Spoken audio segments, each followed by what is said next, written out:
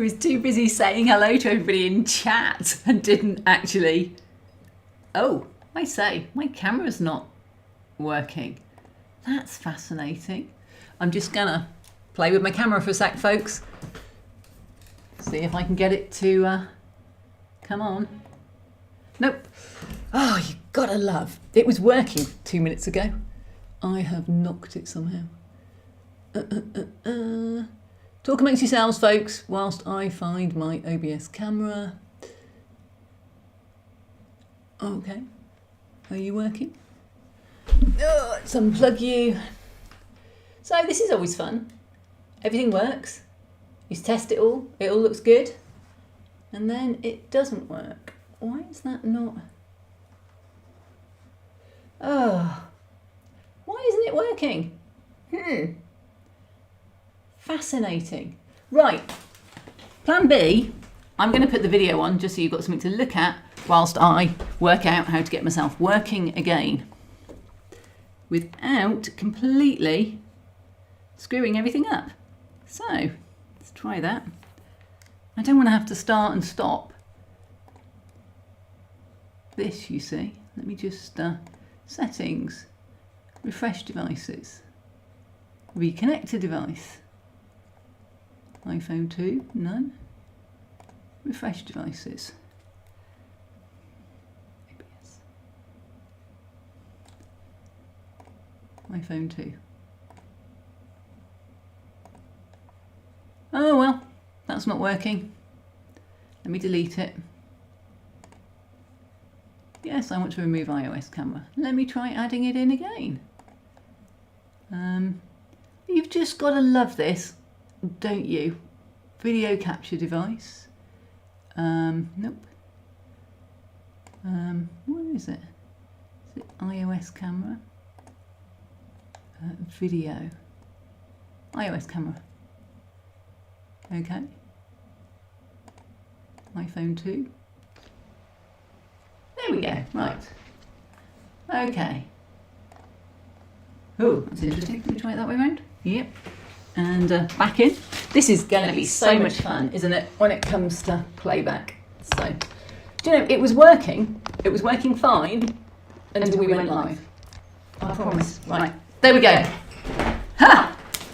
Can you see me? Am I here? Folks, just talk to me.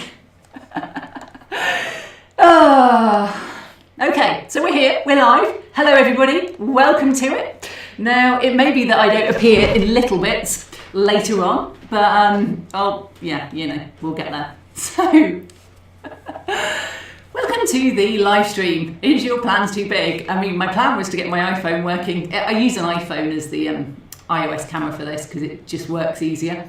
And hey, we're here.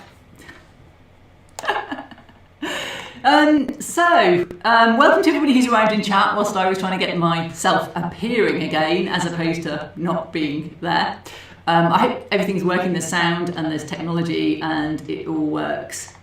Oh, echo. Oh, I tell you what it is. It's got the iOS camera on. Oh, it's because I put a new one. Let me just mute that. There we go. That will be the fine.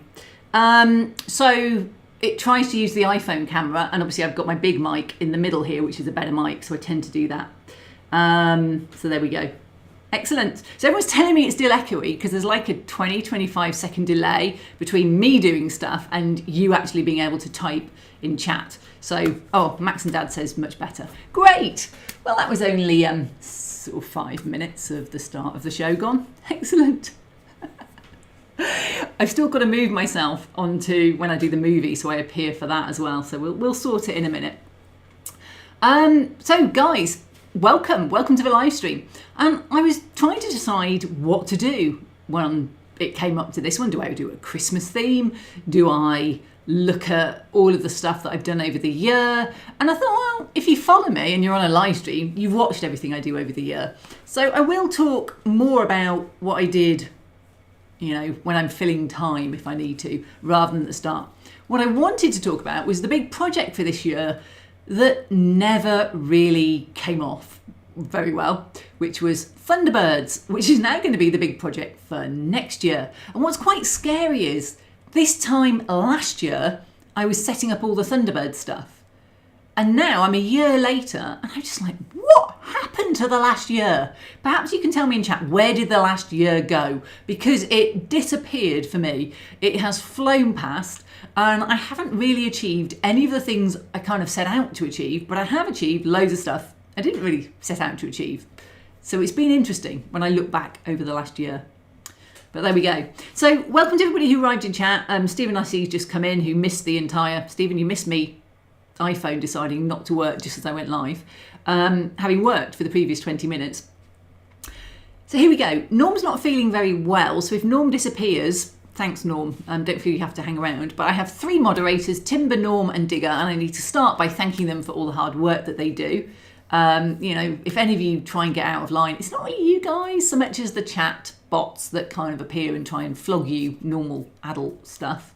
So thank you to them for all the hard work that they do. So let's talk Thunderbirds. And for those of you who haven't,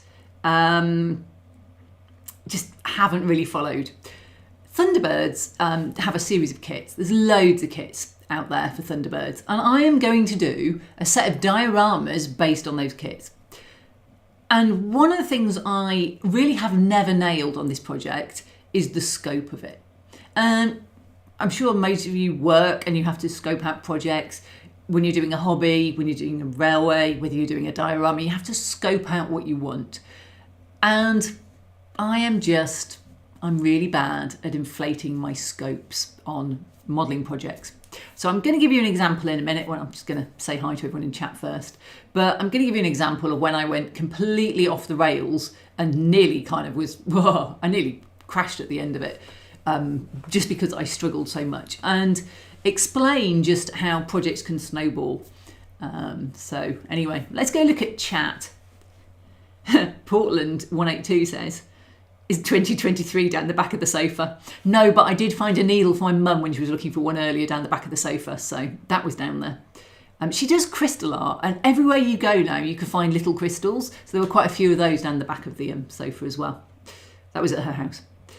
Timber says, we bash bots. Indeed, Timber, Digger and Norm get great satisfaction from bashing bots. Chat bots, for those of you not following. Tamsin also said, it disappeared down the rabbit hole of design stuff for the Kickstarter campaigns. That is the truth. When I started doing Kickstarter, I was doing a huge amount of YouTube still. Now I've done 2 Kickstarters and I'm on my 3rd.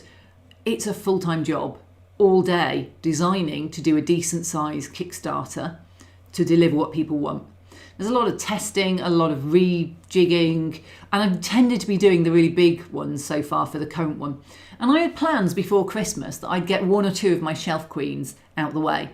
And the only shelf queen I've actually touched is wet and in the kitchen. I was going to bring it in and show it you, but it's just still slightly tacky because I sprayed it earlier today. It's probably actually okay, but it stinks. So it's staying in the kitchen. And that's a big Titanfall helmet for a cosplay. And that will become a video. It started off as a personal project, so there's no video for the start of the project.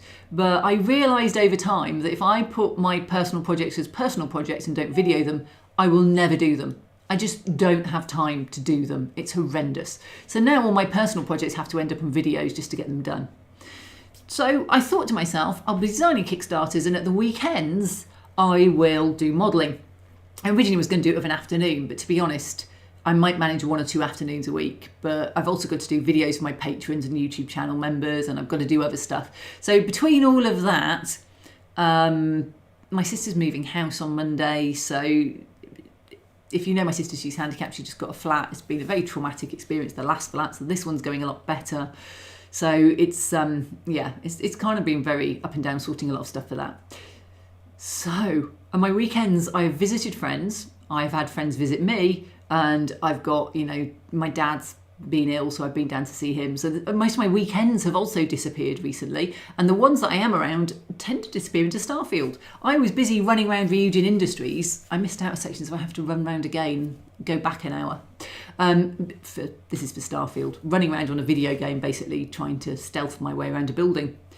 So my modelling has just taken a real hit. So the first thing really that I've modelled in a month since all the Kickstarter stuff, the last Kickstarter, was my Titanfall helmet, and I got Thunderbird 3 out to do it for this live stream.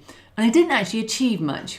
And that's because I actually wanted to talk to you guys about what to do, because I'm at a crossroads and I'm struggling where to go with it. And I will tell you the tale of why I'm worried about where I'm going to go. So there we go. Where have we got to? They've bashed bots, sad bots, yep. Timber Surf, no one skips a railway project. If we did, we'd be 3,000 over budget. Only 3,000%? I got rid of all mine. I can't tell you how much stuff I had that I had plans for. And I buy aspirationally. I see someone else's really great layout and I buy something from that they'd used or a kit or something. And then it sits on the side because actually I just can't do everything. So I had enough of 10 lifetimes. And yeah. So Max and Dad says, are you planning to get back into your layout, Kathy? Probably not is the answer, because I am working full time on 3D print design now. And what fits around that is actually mostly in the sci-fi arena, because then it will feed into what I'm doing for my 3D print design rather than model railways that don't feed in. And the space that my model railway was in has now become a workshop, so I can work not in my kitchen. So I've now got a kitchen. Haven't quite cleared off the oven yet, so I can't get to the oven, but I actually have a kitchen that people can come and see. You know, they get into my house. You can now get into my lounge again for the first time in a year. My friend stayed this weekend and she actually could get to the bed to sleep in it, and it wasn't covered in dust from building works that finished in April. So the layout is just, you know, I've got things I could do, but realistically, I can't manage the bandwidth to get it in at the moment.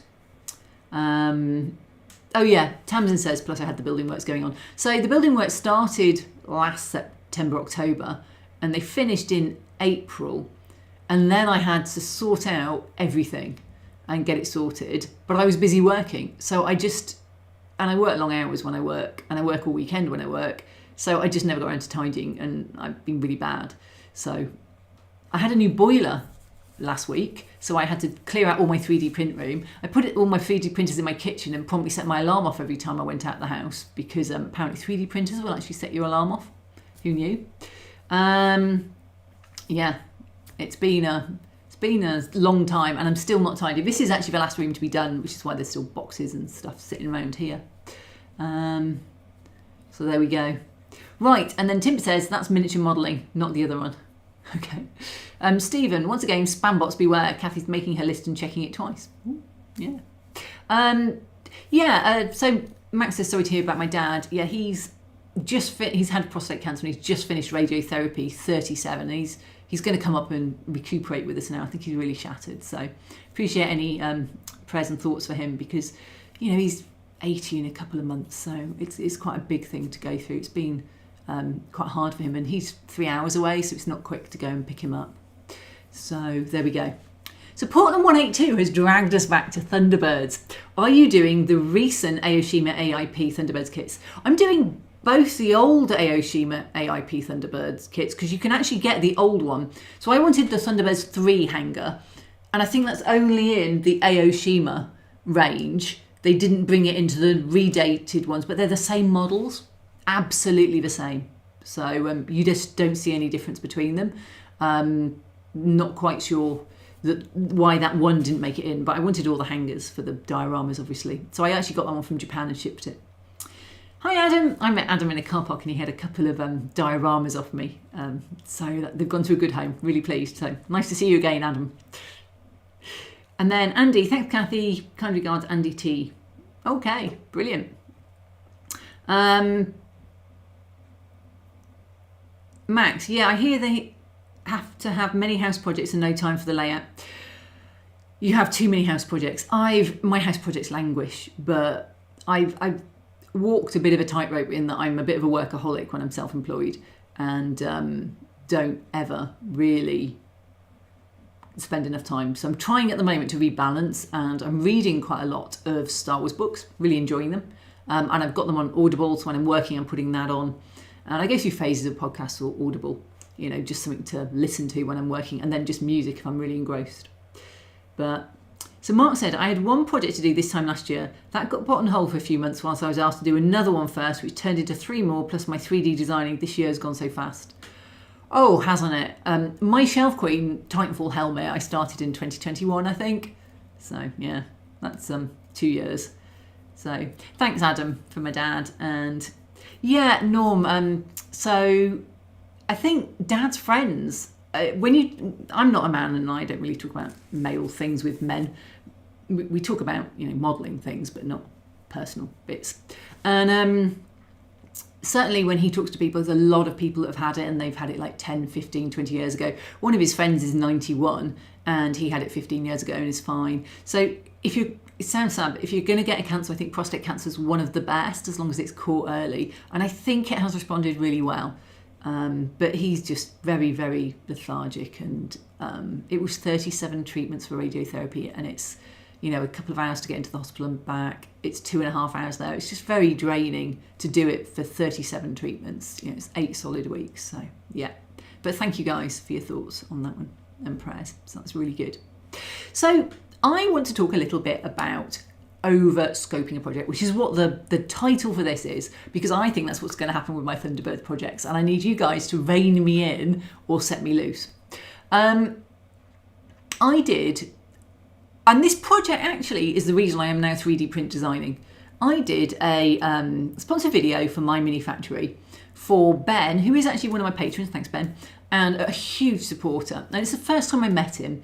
They wanted me to do a diorama or something to go with Frontier Pledge Manager thing he was launching. It's probably a Kickstarter and Pledge Manager at that point that he was launching for the Type S, which is basically looks like a Star Destroyer for the Star Wars lot. It's a wedge-shaped. That is not wedge. Anyway, it's a wedge-shaped ship, and it's really interesting traveller design. So I looked at it and I tried printing it. It's a 28mm one, and I went, it's going to be as massive. If I do anything around it, it's going to be as tall as my mum because of the size of the spaceship. And I want to do a diorama because I'm a diorama person, not a spaceship person, though I have obviously moved a little bit on that. So I decided I'd do it in 15mm and I'd resin print it. And I had 4 weeks to do this project, and I spent 2 weeks trying to get a resin print to work because it kept warping, and where the supports are, you get dimpling, and I was gluing it, and I got to the end and I was a couple of mil out and it wouldn't fit. So I binned the first one entirely. The second one worked but was warping at the edges because they're very thin, because I've obviously scaled it down a lot, and it's designed for FDM, not resin. So eventually I glued everything together in Blender and hollowed the inside out, which took me forever, can I say, because I now know how much better to do it than I did then. And when I'd done all of that, I 3D printed it in one piece and then put the landing pad gear on and stuff. But I still wanted to do the diorama, and now I had 2 weeks. And I remember walking with my dad at lunchtime, he'd come up to visit for a bit, and saying all the things I was planning for this diorama. And he said, Kathy, that sounds like a lot. And I'm like, it's fine, I'll get it done. So if I list what went into the diorama, well, the first thing was it had a landing pad to sit on, which is about this big. It's foam with designed exterior based on Titanfall, one of the Titanfall designs, well, inspired by rather than based on, because it doesn't actually look anything like it now.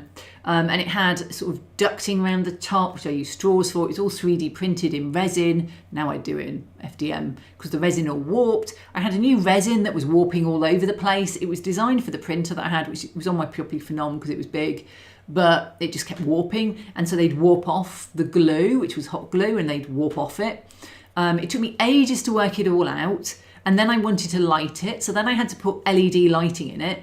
Then I had to design the flashing unit, which is an Arduino, to flash it, so it flashes in all the right things.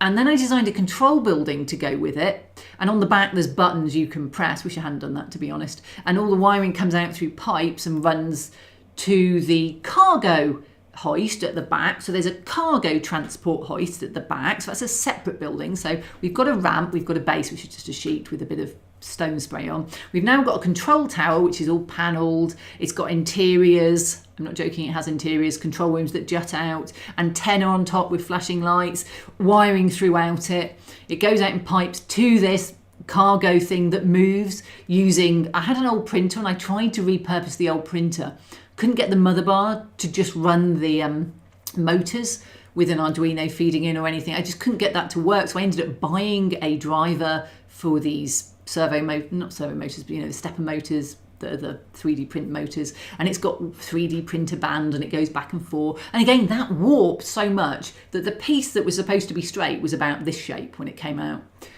So I ended up reprinting stuff in a different resin.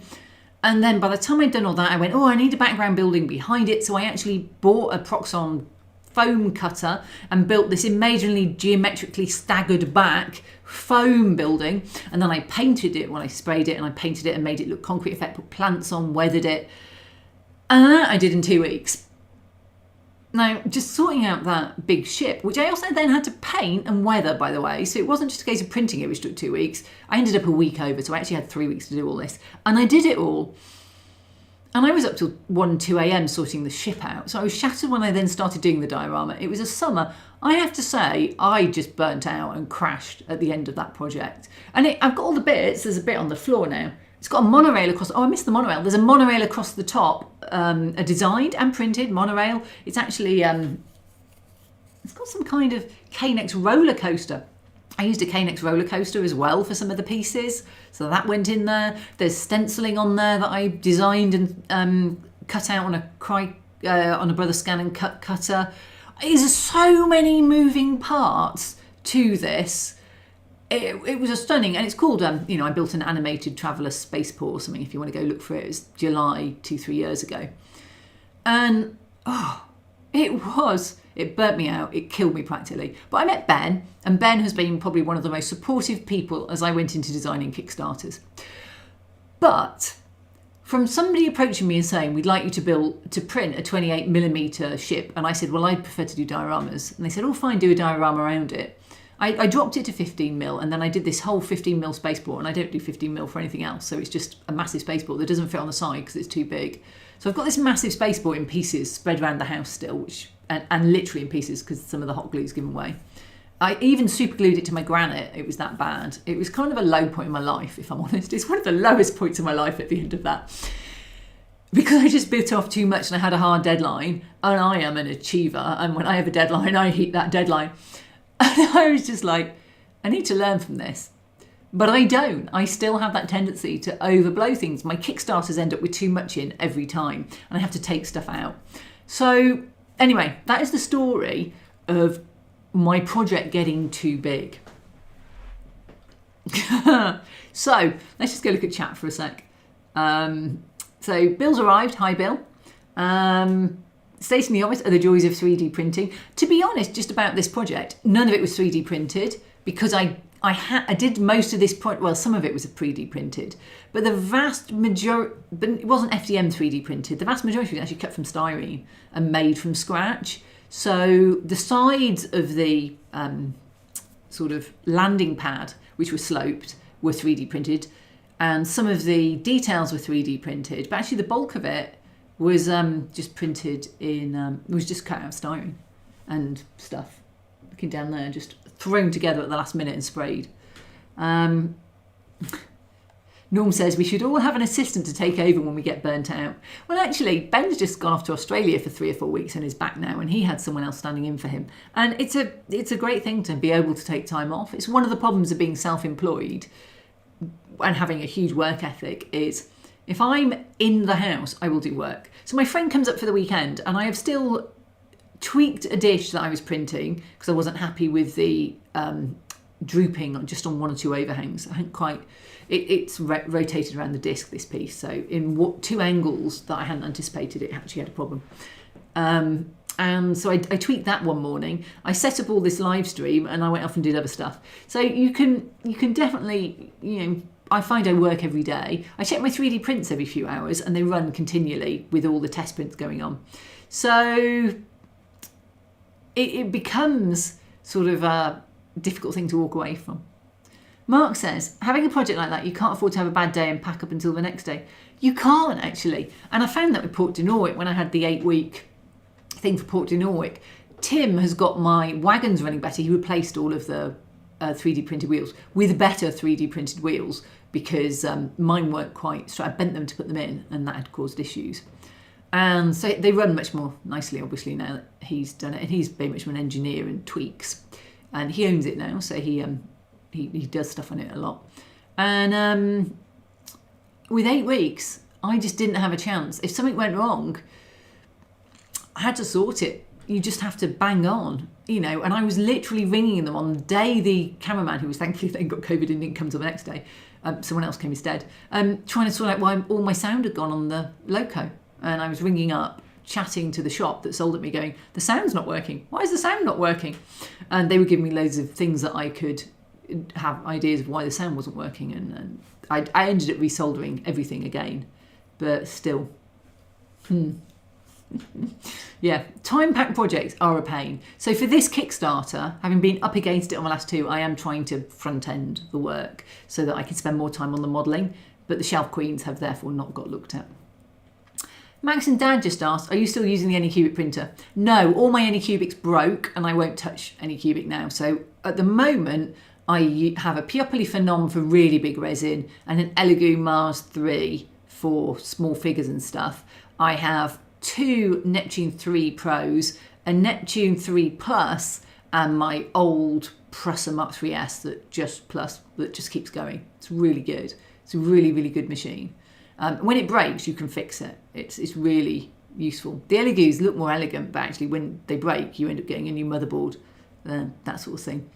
And I would like a Bamboo Labs P1X or S, or whichever one it is, just because I'd like to have the quicker speeds. And someone was showing me their cosplay, it was a pistol they'd printed, or some kind of thing, for their Mandalorian. And it was beautifully smooth. It was beautiful quality. I was just blown away by it. But I need to make some money in my company, which does have quite a loss after the last few years of being a content creator. Because I do have a limited company from before. I mean, it's got, I was a contractor before, so it was set up for that.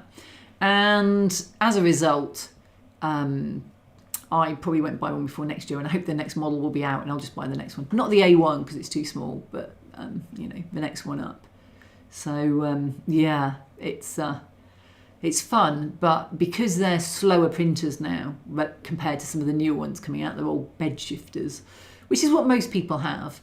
I actually want to print some full-size droids as a project, and I'm just going to leave it till next April so that I can clear out some of the projects I've got to finish before then, and just get on with things, basically.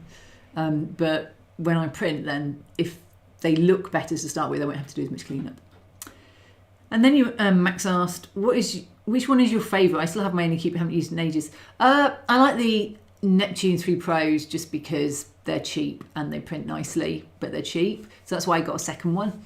I put stuff on, I've got stuff on my Prusa, but I've got a different colour in that, so I know which printer prints for some reason. I decided to colour code them. All the rest do white, and my Prusa's got space grey. And because all my buildings are white, I've not actually been using the Prusa much, but the Prusa is probably the most reliable.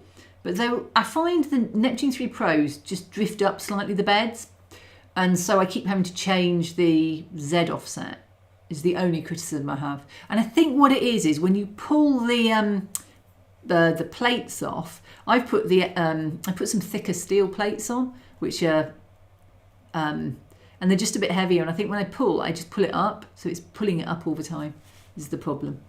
But yeah, I just like my Neptunes. But the Bamboo Labs, everyone raves about. Nobody has a bad thing to say about it, and it's so much quicker that I just think if this is going to be my career, it will be that I end up going that way. But we'll see. We'll see. So I said I would talk about Thunderbirds. Oh, hang on. Max said I can never get the grey to print on mine. I always use the green. So I'm using Overture Space Grey for that one, and I use white on the rest. But I'm looking at matte filament. I bought some eSun and some Overture matte filament to test them. I'm going to put them on the Prusa and I might start printing a pit droid or something for that, because the print that someone had shown me off the P1X, SX, whichever one it was a beautiful, smooth matte. And I was reading up on the difference between matte and normal filament, which is generally a little bit more glossy.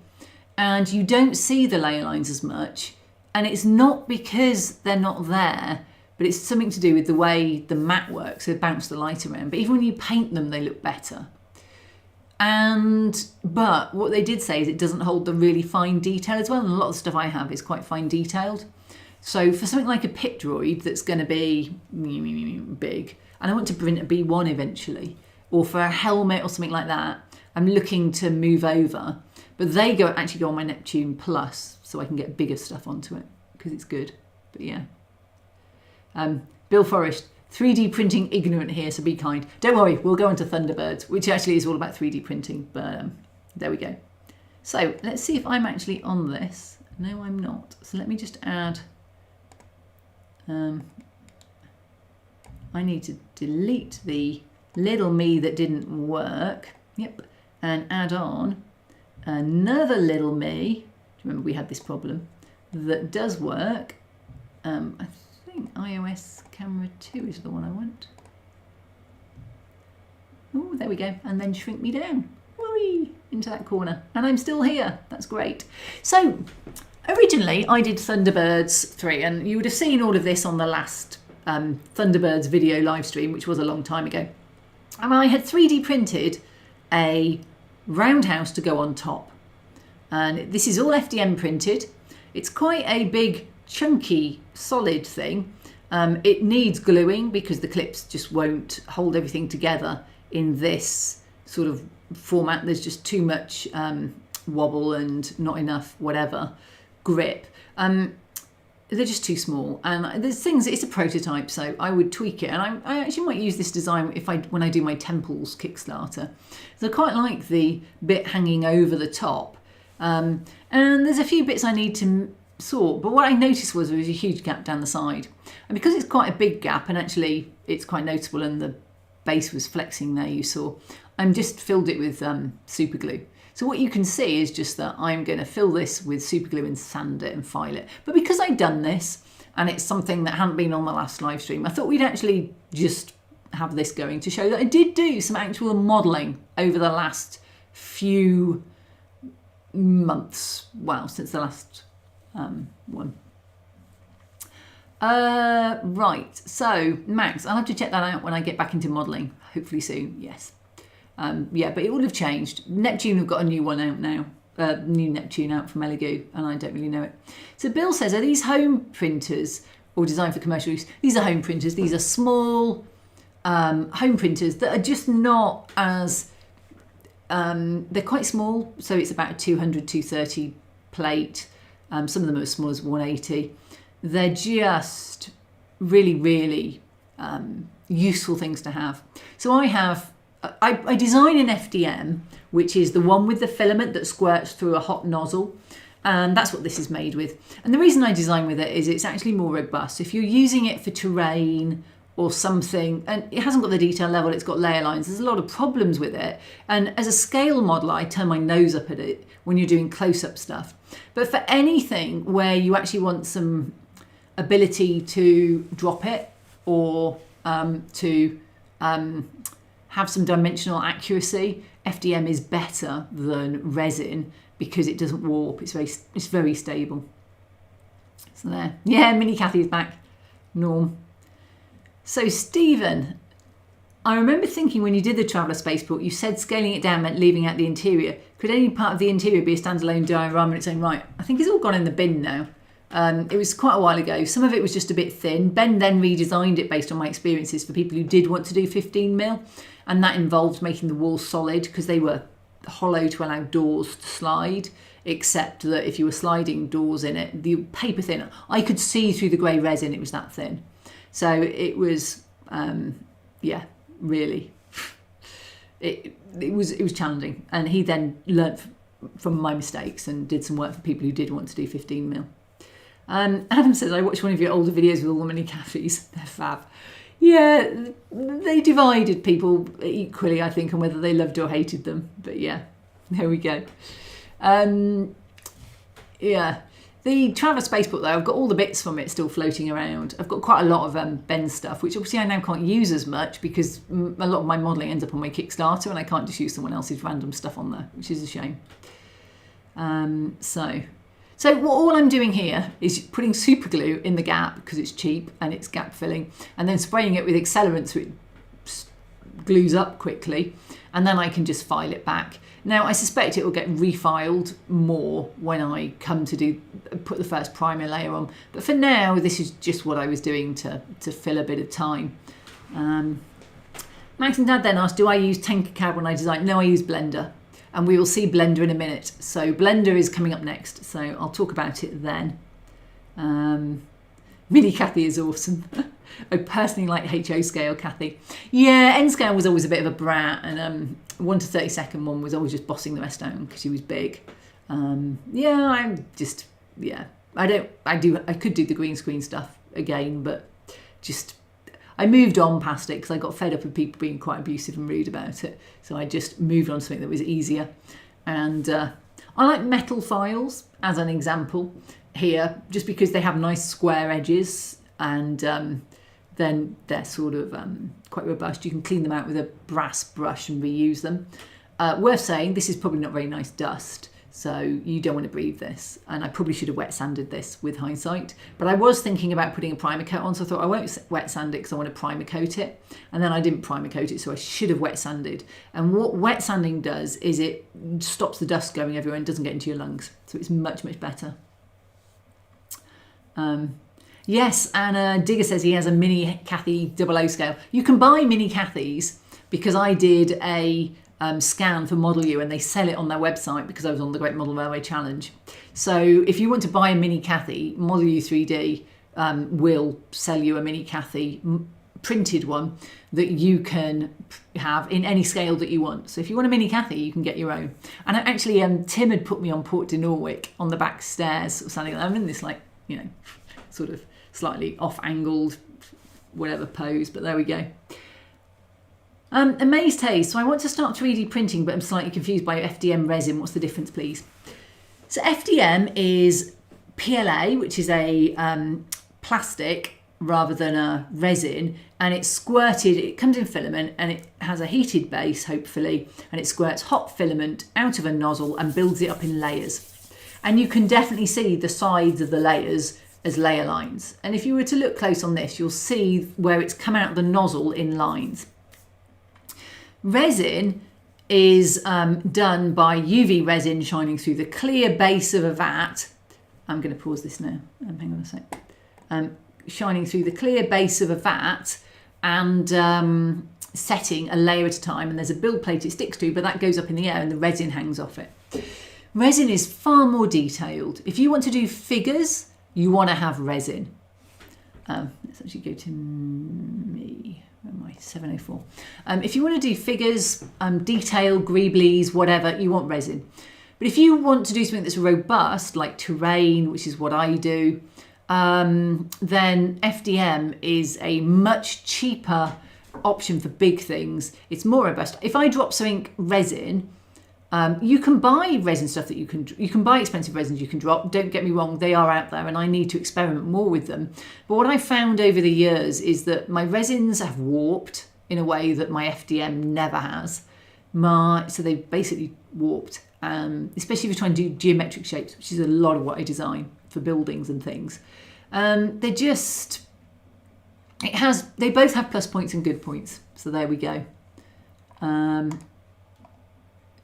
Stephen, Shiana's got a comment, so I was going to come back to that. Stephen says the mini cafes are just a bit of fun, but some people have no sense of humour. Yeah, some of the people are very loud about their no sense of humour as well.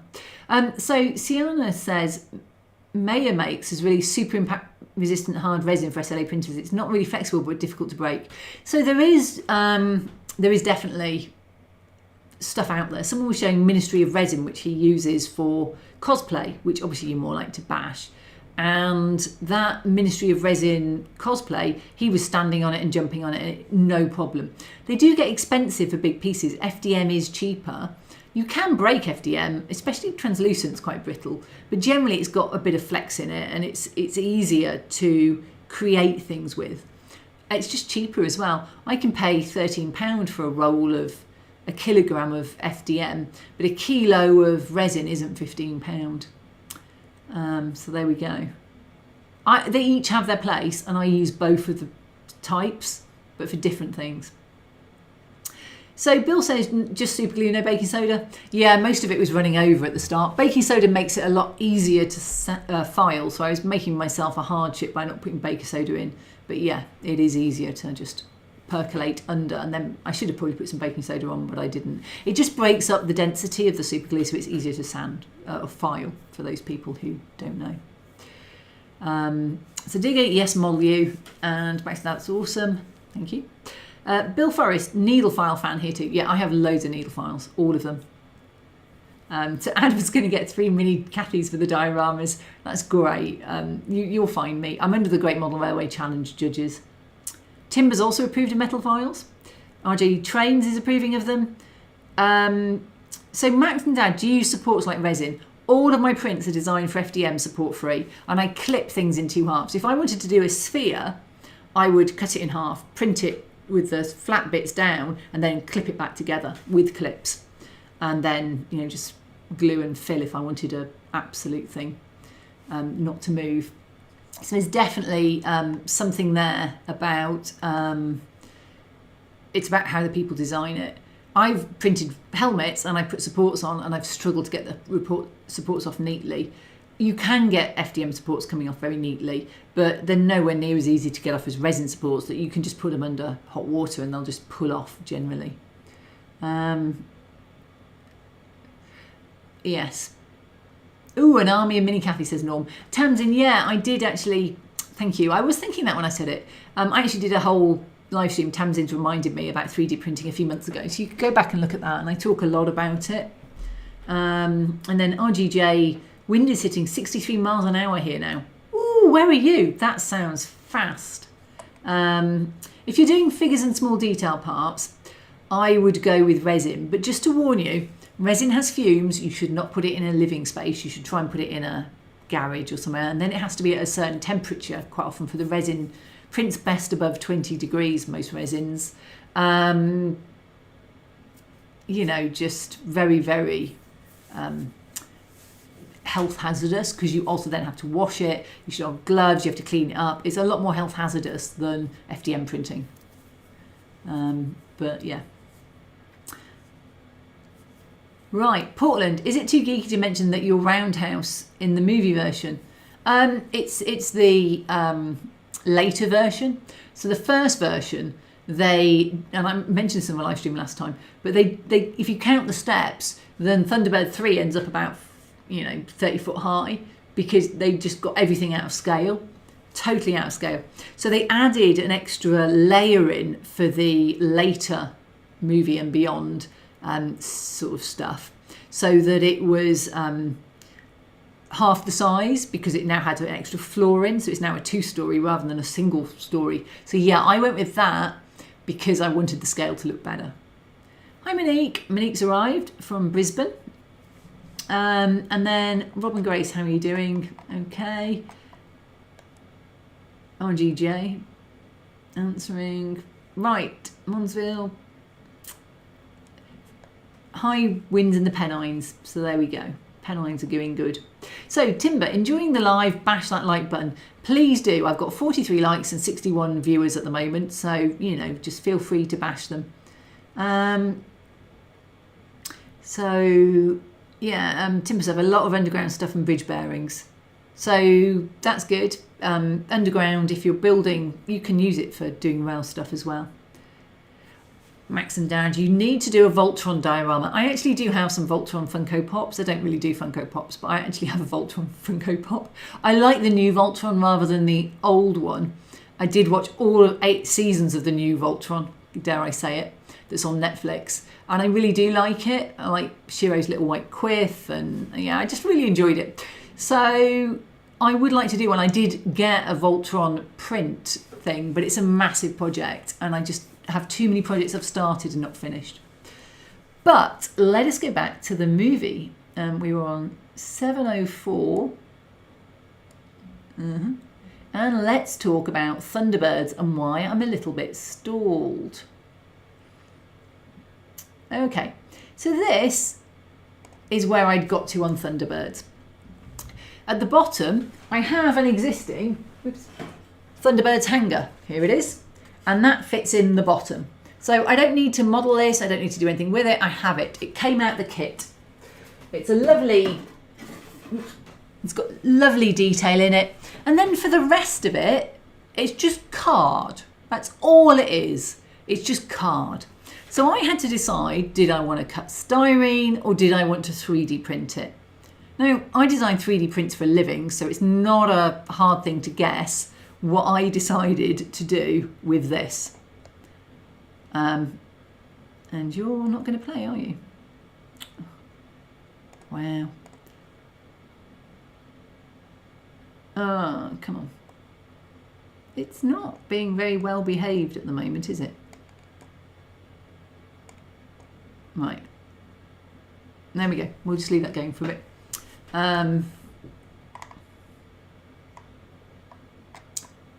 Right, so whilst that's just catching up with me,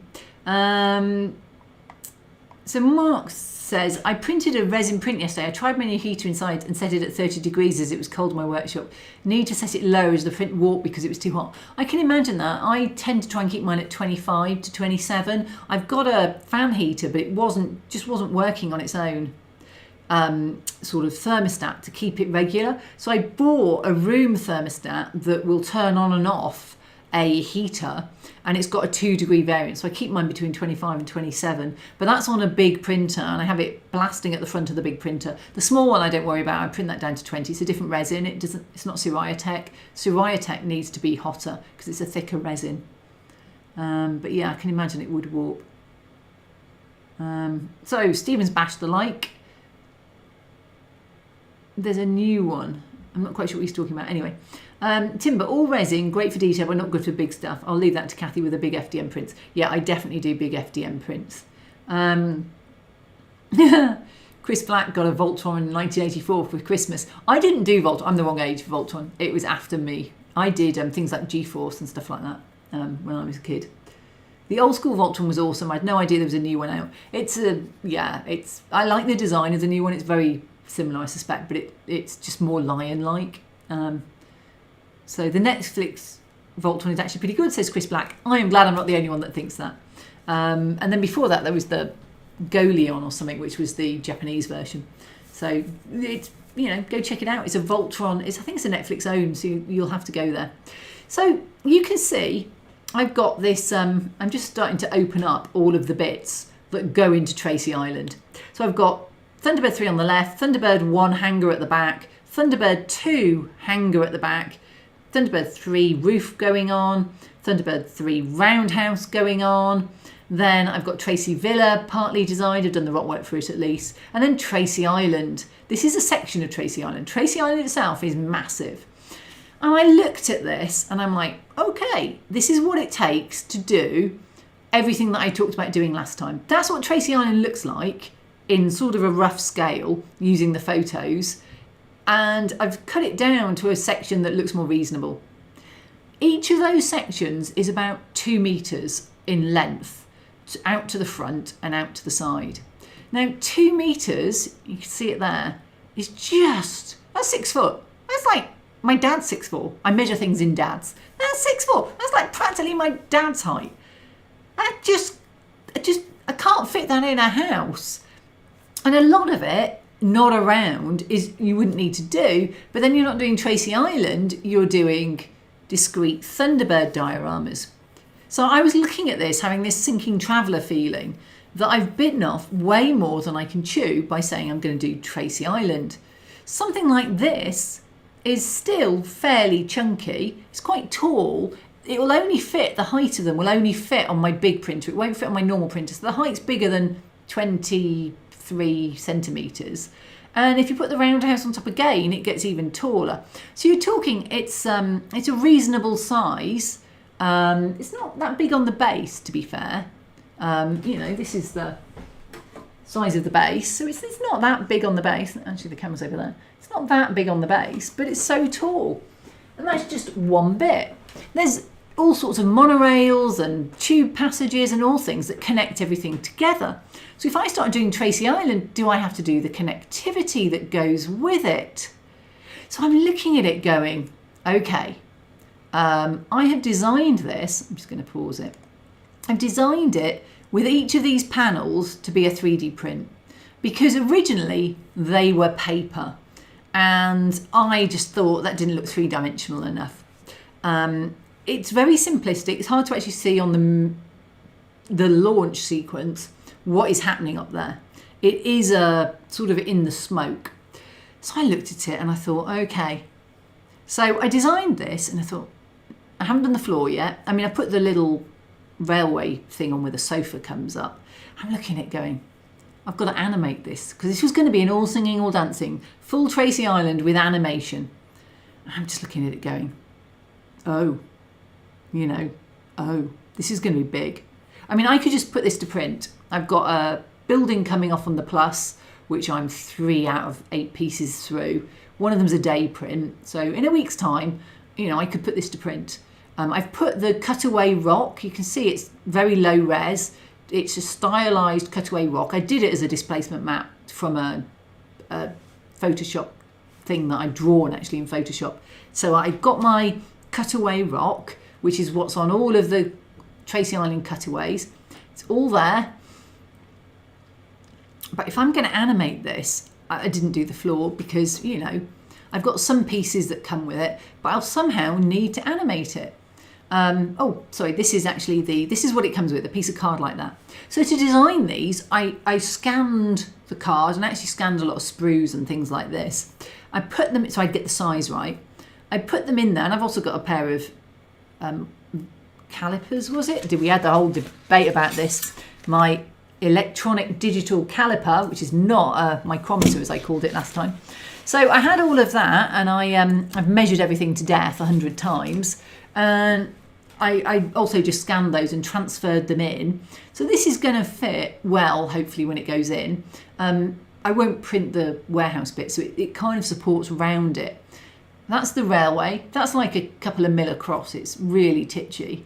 So I'm not even going to bother with the sofa. And then the rocket sits on the 3 little cylinders, which are just placeholders really there. There's actually in the kit. Whew! Thunderbird 3 is the bright reddy orange one that just, takes off. I really like the new Thunderbirds Go because it has pincers and is much more fancy. But there we go. That was where I got to. I looked at that and I was like, this is just one of the dioramas, and look at the size of it. Let's see what people are saying. Ooh. Right. Supposed to be working night shift tonight, Stephen says, but got cancelled due to lousy weather. Well, I'm not surprised. It is awful out. I got soaked earlier. No, Bill says, isn't Voltron just a rip-off version of Gatchaman Battle of the Planets? No, it's a rip-off version of Go Leon, I think it was called, not Gatchaman, but it was Go Leon or Go Lion, and it's got lions in it. Voltron's made up of lions, so there we go. Stating the obvious must be of my age. Go for G-Force, go. G-Force for modern people is like the guinea pig movie, but for me it was like an early Power Rangers type thing. Portland 182, your pylon supports underneath the roundhouse may be a bit short. On the TV version, the supports seem to go either side of the hole. It may help with balance if you make them a bit longer. No, this is actually absolutely per the photos. I've spent a lot of time on the photos, and it is all just cantilevered out. It literally is just like that. The base isn't on this actually, which is missing, but this is exactly as it looks. So if you go, and I've got it's the Haynes manual for Thunderbirds. I've actually got a couple of them, and the Haynes manual for Thunderbirds. Have I got it here? Did it go back upstairs? I think it went back upstairs. I did have it down here for a while. So the Haynes manual shows it as well. So you've got plans on there, sort of cutaway models on there.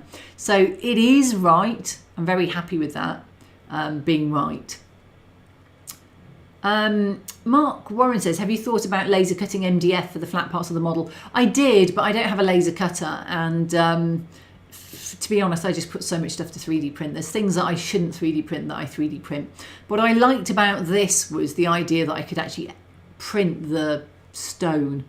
So it's not that thick. It is maybe, a centimetre, 2 centimetres thick. It won't be the biggest prints in the world that I've done. my current building that I just did the middle piece for was a day and 10 hours.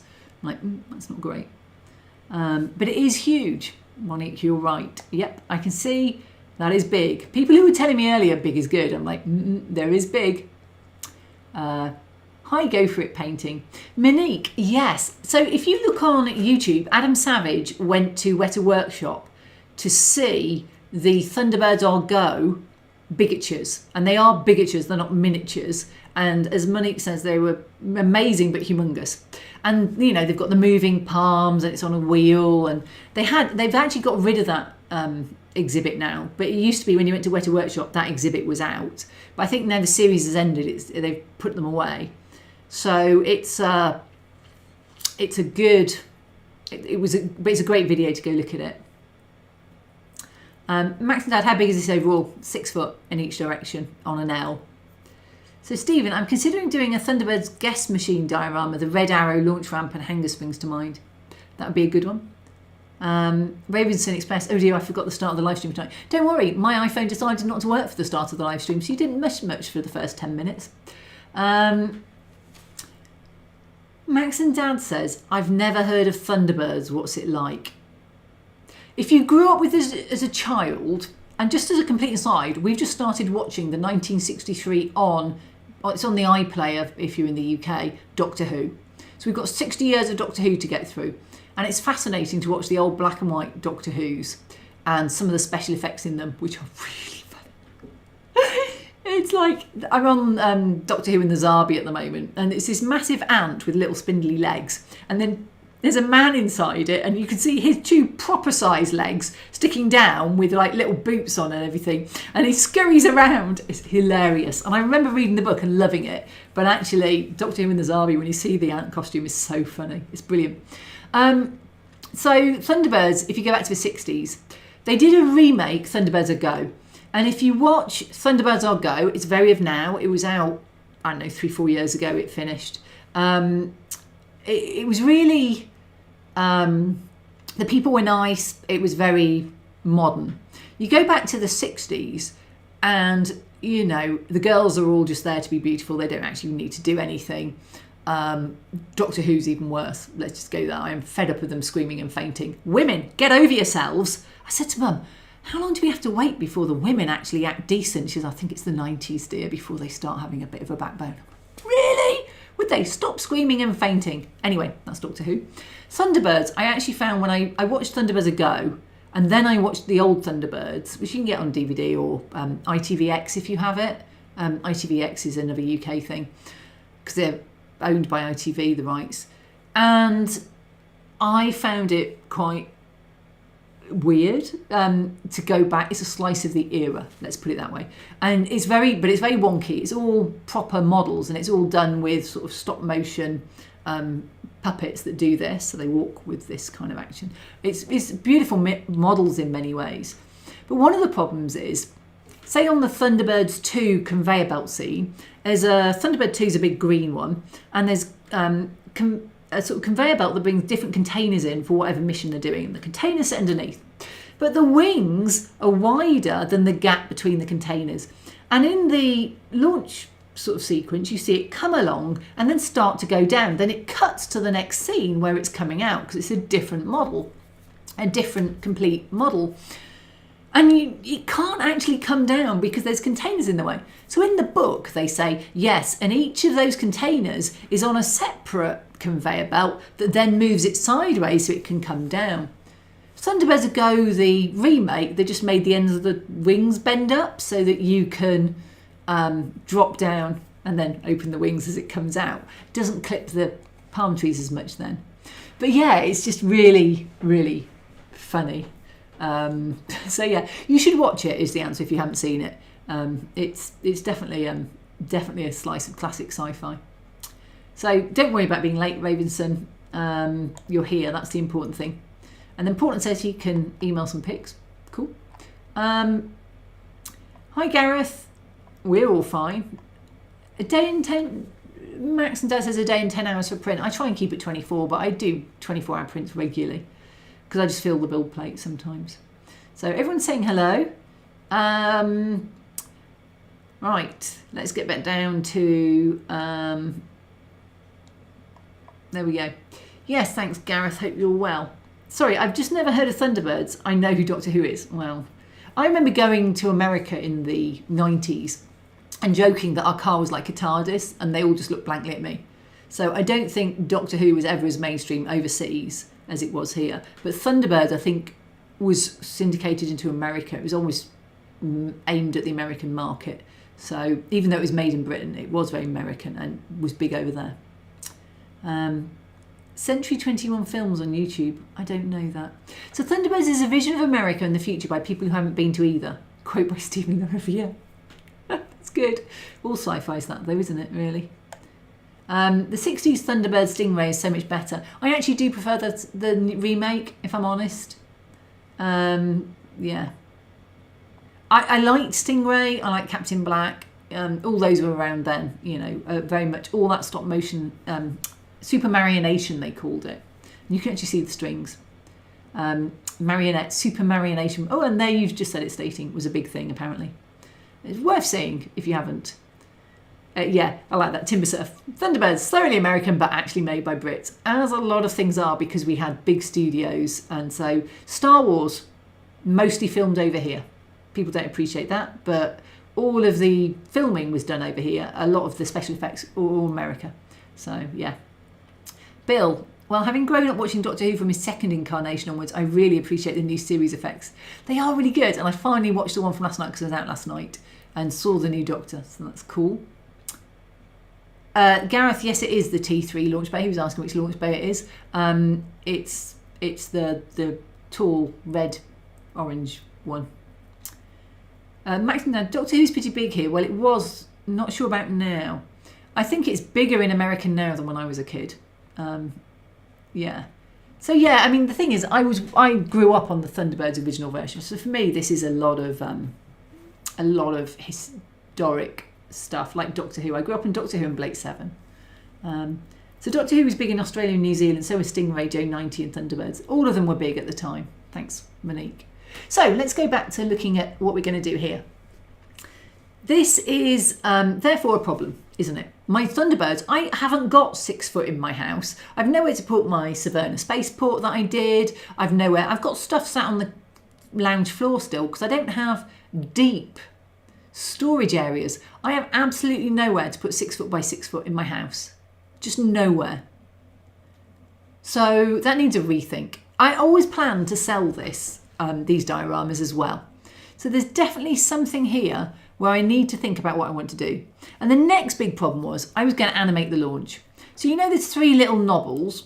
I was thinking the rocket could go up, propelled from underneath on either sticks with rubber wheels, which Tim does a lot on Port de Norwich. I designed and made this rigid chain. So it bends, it's 3D print, so it's not that robust, but when it will only bend in one direction. So you can bend it that direction, you can't bend it that direction. Well, you probably snap it. And I designed that, I'm really proud of that. It looks nice, it does what it says. I just don't feel that little hook, which everything has to go round, is that robust in a 3D print. I then went to Worley and spent, well actually that was after Worley, spent ages chatting to the gentleman whose name's just escaping me, a friend of Carol from Loco Ladies, and it's someone's husband, and he'd been using Lego, so I got some Lego Technic chain, which is a great chain for animation. But there's so many animations to go in here. Let me just go back a sec. So if I was to look at Tracy Island here and look at it from an animation point of view, I've got the Thunderbird 3 launch here. At the back here, I've got a Thunderbird 1 launch. At the front here, I've got a Thunderbird 2 conveyor belts to move and go out this side. And then it comes out here, it goes onto a launch pad and takes off. Okay, that's a lot of animations to do. And then there's 4 to launch out the back of 2, and there's 5 which rotates in space, but thankfully the kit I've got actually has a rotating motor for it. And it was just too much. I was also going to do some dioramas of just the ships, whatever the vehicles, with moving backgrounds. And I was just looking at all this going, yeah, no, I've made this chain, but like,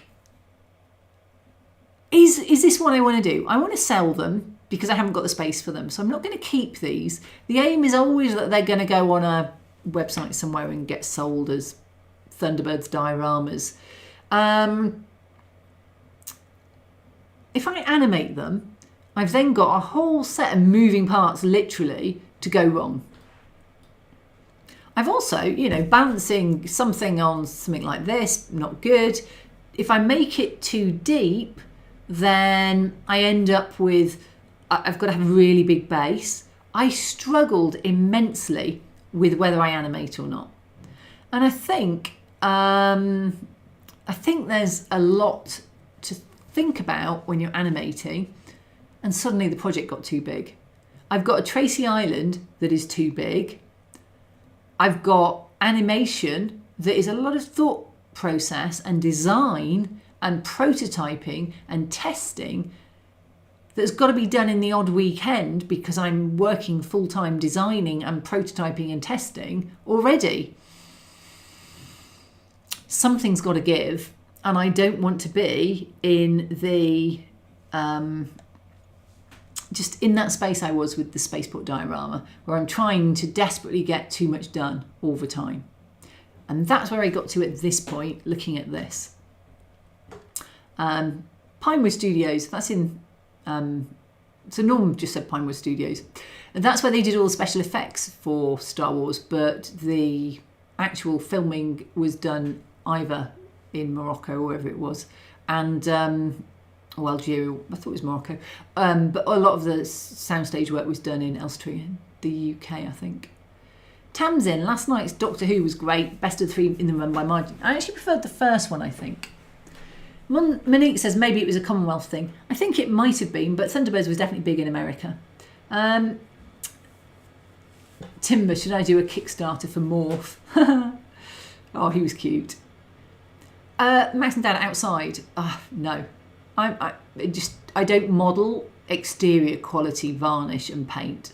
It wouldn't survive the first set of frost, I don't think. So Gareth, to have both box set of Thunderbirds and Stingray, I think I prefer Thunderbird over Stingray, but not by much. Max and Dad, what about a small actuator? I've looked at everything, and it actually comes down to it's got to be controlled. You've got to do smoke and light effects. Yeah, all that kind of stuff. It becomes a much harder thing if I start animating. And I've looked at all the different types of animations to put up a vertical launch that's got to go so high. And one of the problems is it's got to go really high because it's got to clear that roundhouse. That's a huge amount for 3 rods to push a rocket to clear the roundhouse. And what do you do when it's at the roundhouse? Well, you just probably end there. Stephen, is there a museum near you that would put them on display? I'm not aware of it, to be honest. It's not really a museum thing, but yeah. Stating the obvious, fun factoid, Thunderbird 5 main habitat is based on T3's roundhouse. I did not know that. Wow. Adam says a non-animation would look spectacular. I have to say, I think I'm going to go with light and smoke effects, just like fixed polyfiber type ones, rather than trying to build all of this. I think I am. Doctor One stuff, I do. I've built a 3'6" Thunderbird 4 in the past. I still have it, but it's a big model to keep in the house. The trouble is, this is not my first large model. I already have a large Halo model. I already have 3 or 4 large Star Wars models. I've got a Transport Delta that's this big. I've got a half-done Siege of Mandalore Clone Wars diorama that's going to be about this big and this big. I've got loads of tall ones, and they don't fit on normal bookcases. We had this discussion on storage last time, so I have too many big ones. YouTube, I watched the original Thunderbirds on independent TV stations way back when. Yay. Independent TV stations, for us it was always on the main ones. So Wolfsack says, Century 21 Films is about Thunderbirds and the other Anderson creations and how it was made. Oh, I think I've looked some up. I'll tell you what, last time somebody told me to go look at how they did the Phantom Menace lava. And actually there was some really great how they did the video that had just come out on YouTube about how they did the lava for the Phantom Menace. It was brilliant. So what I'm wondering now is, what do I do? Obviously I want to carry on doing this, but I'm stalled until I make a decision on what I do. Because, you know, I've got Tracy Island here. So let's have a look. I could split it into Actually, let me just go back a little bit. So let's go to here and just let it play a sec. So I've got, obviously, 5 vehicles. So that's 5 clear dioramas. And I've got multiple versions, I've got multiple kits. So I can do the same vehicle a couple of times. So if I wanted to do the launch sequence or do the dioramas, I could easily just curtail it down to the size of the kits and then the stuff around it to get in. So where they provided card, I could then provide, 3D prints to do it instead. On the Thunderbird 3 one that we've got here, I could do the roundhouse as a separate one because it's actually very big and off-centre over the diorama. So to make that centred, I've got to put a lot of stuff underneath of foam or wood or whatever to hold it up. I've then got to think, well, for Tracy Villa, that is a huge diorama there just to get that. If I've then got to put the depth on, it's a huge tall diorama. Do I actually want to do just Tracy Island Villa? I've got the hangar, so I can do the hangar, and then have that one with it coming out of the the swimming pool. Do I want to do the Thunderbird 3 one coming out of the roundhouse as a separate diorama? Do I want to do 4 or 5 of these dioramas so that I can put them together, but they're not designed to be together? Interesting. Thunderbird 2 is the really big one because it's so long to do the conveyor belts. And I've got enough to do all the conveyor belts. I've got a clear Thunderbird kit because I kind of found a cheap one. I've got a Thunderbird 4, which is a different scale. It's like, how do I do it all without it exploding into a project that's too large? But it's still interesting for everybody on the live stream because this is what we're doing for the next few months on the live stream. So Max and Dad says light and smoke would be cool, but also trying to animate it would be a lot to figure out, but it's doable. Certainly doable. Very doable to animate. I mean, I animated the spaceport for Traveller. You can certainly animate it, but the trouble is, it's the time it takes to get them to work when this isn't the centre of my attention and my thought process. So something like that Thunderbird 3 hangar, I'd done most of the work a while ago. It didn't take me long to put a couple of evenings to, put the rocks on and decide, and I could easily light it with some glowing orange lights for the taking off Thunderbird 3, and then I could have a separate one with the roundhouse with Thunderbird 3 kind of going through the roundhouse, and then have like smoke billowing so you don't see down into the hangar that isn't there. So Gareth says Doctor 1, that is brilliant. T4 is one of my favourite. Yeah, that's a good one. Max says you have to be a lot worried about weight as well. Yeah, little. Yeah, I would. I think it gets big. Kathy, converting this to model train scales, would it be O or O scale? No, it's 1 to 250 or something small. I showed you the railway line earlier. That railway line is a proper size railway line. It has a Airfix hazmat running, little thing, thing running on it. It's titchy. So I think it's 1 to 250 or 1 to 350 or something. It's really small because the vehicles are massive. People don't realise it. The vehicles are absolutely massive. The scales are different for all of them. I actually do have a kit around, but it's not in here. I've got a pile of them. But it's a really small scale. And to get the whole of Tracy Island done, I'd have to drop to an even smaller scale, and then that would just make it so small to do any details. So Gareth, will the palm trees bend over as it went past on the runway too? I've got the palm trees, and I could do the bending, but what I could do is just put it on a manual one rather than a sort of electronic one, which would definitely decrease the amount of animation, but would also make it a lot more manageable because you could just put them on sticks and twist the sticks effectively for them to go down. I've got the palm trees already. There we go. So Stating says, I think it's 1 to 350Z. Yeah, it's definitely something like that. Stephen says, if you want to know more about the original Thunderbird miniatures and how they were made, a good channel is Mataline 1967, explains a lot of the kit bashing. Oh, that's fascinating. There's a lemon squeezer in the middle of the Thunderbird 2 hanger, back wall. So why not try to do it in Z scale? 1 to 250 or 1 to 220 is not much different. Well, it doesn't make what difference. I've got the kits, so the scale is set by the kits that I have. I'm not going to design everything where I already have hanger kits that are complete. You can get a complete 2 hanger, a 1 hanger, a 3 hanger. The others aren't launched out of hangers. So I already have all of those kits. So they're going to be the scale that it is. And everything else is kind of it's not about, I don't want to not use those kits because I've got them and I've paid for them. And I don't want to go to a railway scale or something if it's different to the kit, because the kits are there. You know, I think they're 1 to 350.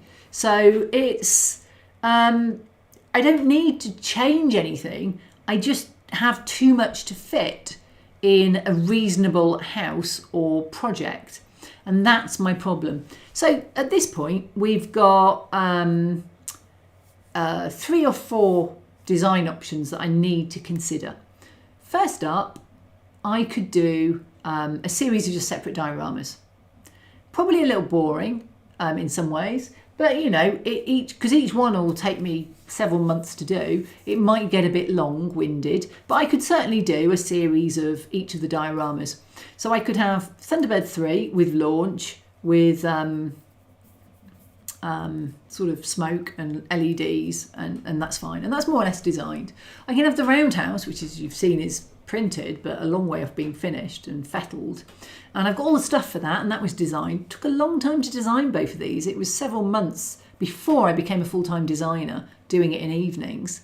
So these aren't quick things necessarily to design, but the kits are done with all the massive detail. So I'm designing the less detailed sort of support stuff. That's fine.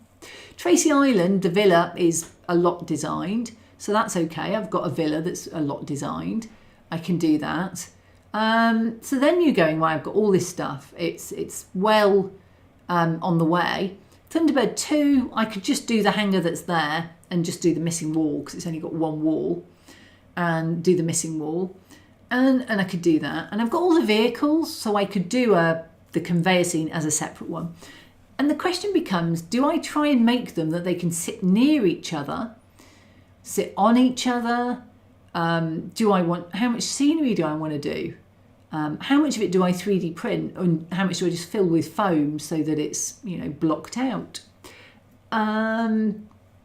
It's really a lot of questions. And until I decide that, I don't want to start printing this, because if I want to animate, the floor needs to have holes in it. If I want to put LEDs in, the floor needs to have holes in it, which I'll probably do anyway, because the bases are, you know, just round, a bit like that, and flared, so that they stick down onto the card they give you.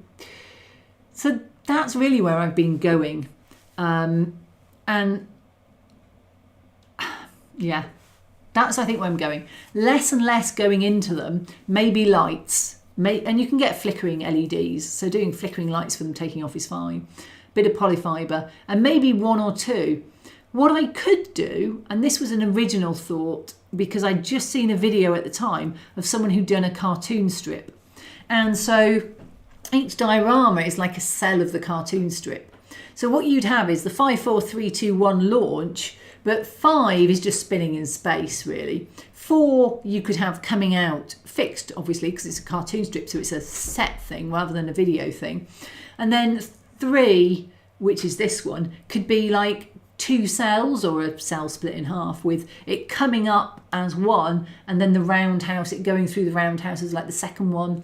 2 could be split again. You could have it with it on its spindly little stalk things that it's like extending legs over the conveyor system, and then you could have it with the palm trees moving as one, and then on the launch ramp as another, or, you know, you could decide maybe the palm trees and a bit of the launch ramp as another diorama.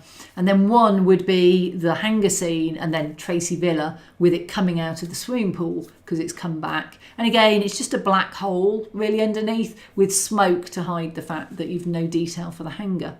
And I think you could probably make that manageable, but it's an awful lot of disparate ones. But then you would put it into a cartoon strip and it would bring them together. And what I was thinking of doing was having frames so they all ended up more or less the same size, but actually all the kits are different sizes, so it becomes quite hard. So I think it becomes a bit of a CGI photo thing where you make the size work with the diorama that you have and then just add in any missing background around it. So I think I like the comic strip idea. I could make a t-shirt from it. I could do a sort of comic thing of just the launches, I think it's quite a way to hang them together, and what you could do then is have your diorama as the picture and then like 5 ... in the corner, 4 ... and obviously the space one is interesting. It will go in a round galaxy type sort of background, sort of semicircular, coved, with it in the middle revolving on a black stalk that hopefully won't show up too much. There's things like that you could do. So I think, and that comes in the kit. So I think there's some interesting things. But once you've got past one launch scene, they start to look quite similar if you're not careful. And I think it's whether there's enough interest to do all of them. The underwater one for 4, I think, would be interesting. So I think the danger is 3 and 1 look quite similar. 2 looks very different again. And then 5 and 4 are very different again. So I think that's where I am.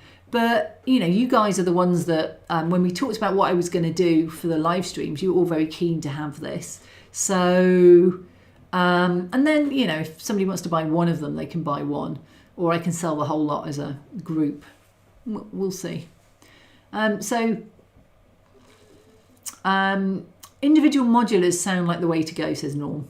I think it's going to have to be, because I just can't fit 6 foot into a room in 2 directions. Stephen, I remember seeing a publicity photo of Jerry Anderson stood beside a studio model of Thunderbird 3. It literally towered over him. They had different size ones as well. So some of them were quite small and some of them were quite large. And the ones where the people had to interact were obviously a lot bigger because the people are 18 inch, I think. So they're quite big. Ravenson says maybe modular is necessary to keep it mobile. I think so. And then I can put them around, in cubby holes and keep some. Agreed 100%, says Adam. Thank you. So Gek Birchill says, yep, it seems to be multiple diorama that connect to one another is your best bet. I think so, but the connection is not necessarily, because in Tracy Island Cutaways, the connection is all like monorails and stuff like that, but connect in a comic book theme perhaps. Max and Dad, do you have a building or something you could set up the whole thing and see what works and what doesn't? Maybe help trying out to figure what could be animated and what could just be lit. I have the Blender thing. That was Blender we were in. A concept. And I've gone into that to look at where the animations would fit. And it's just really hard to do the animations. So not everything has to be animated if you don't want it, especially if you don't have the room to look at it overall. I think one of the problems with animating is it becomes like a model railway. There's engineering in it. And my engineering isn't that great by comparison to my scenery and painting. And I prefer to create worlds, and I do animation. But what I've found is I've always been more interested in the scenery and side of it. So there we go. Timbersurf, fish tanks are expensive. Yeah, I've actually got some perspex, so only the front would be clear, I think. And I would probably spray paint it with some translucent paints to give it a bit of a blue look. So Portland says marionettes were 22 inches. Thank you, that's helpful. I knew they were big. And Stating says they were 3rd life size. They were big puppets. So Dr. wants a sectional like wargamers do. I design for wargaming, and wargamers are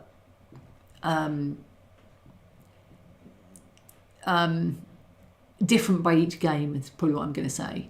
So the games I design for prefer loads of smaller to medium-sized buildings, and these are all really large.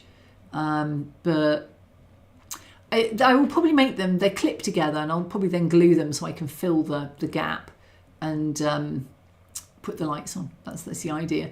What I need to do next though, if I decide to light, I will have to make runs for the wiring. There's 2 lights in the walls. There's 3 lights in the base for the, froth effect.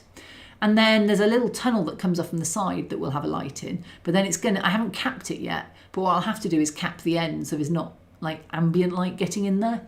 And then it will look, I could even put a like infinity mirror on it or something if I was really clever.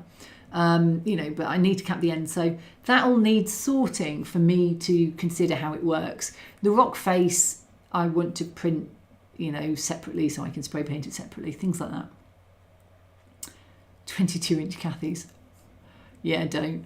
That is definitely a weird size. Then I'd have to walk like this then with strings. So that's kind of where I've been going. So I didn't get as much modelling done for this because I hit the whole, well, my next thing I want to do is 3D print out these. So I thought I'd talk for the last half hour about something completely different. And that might be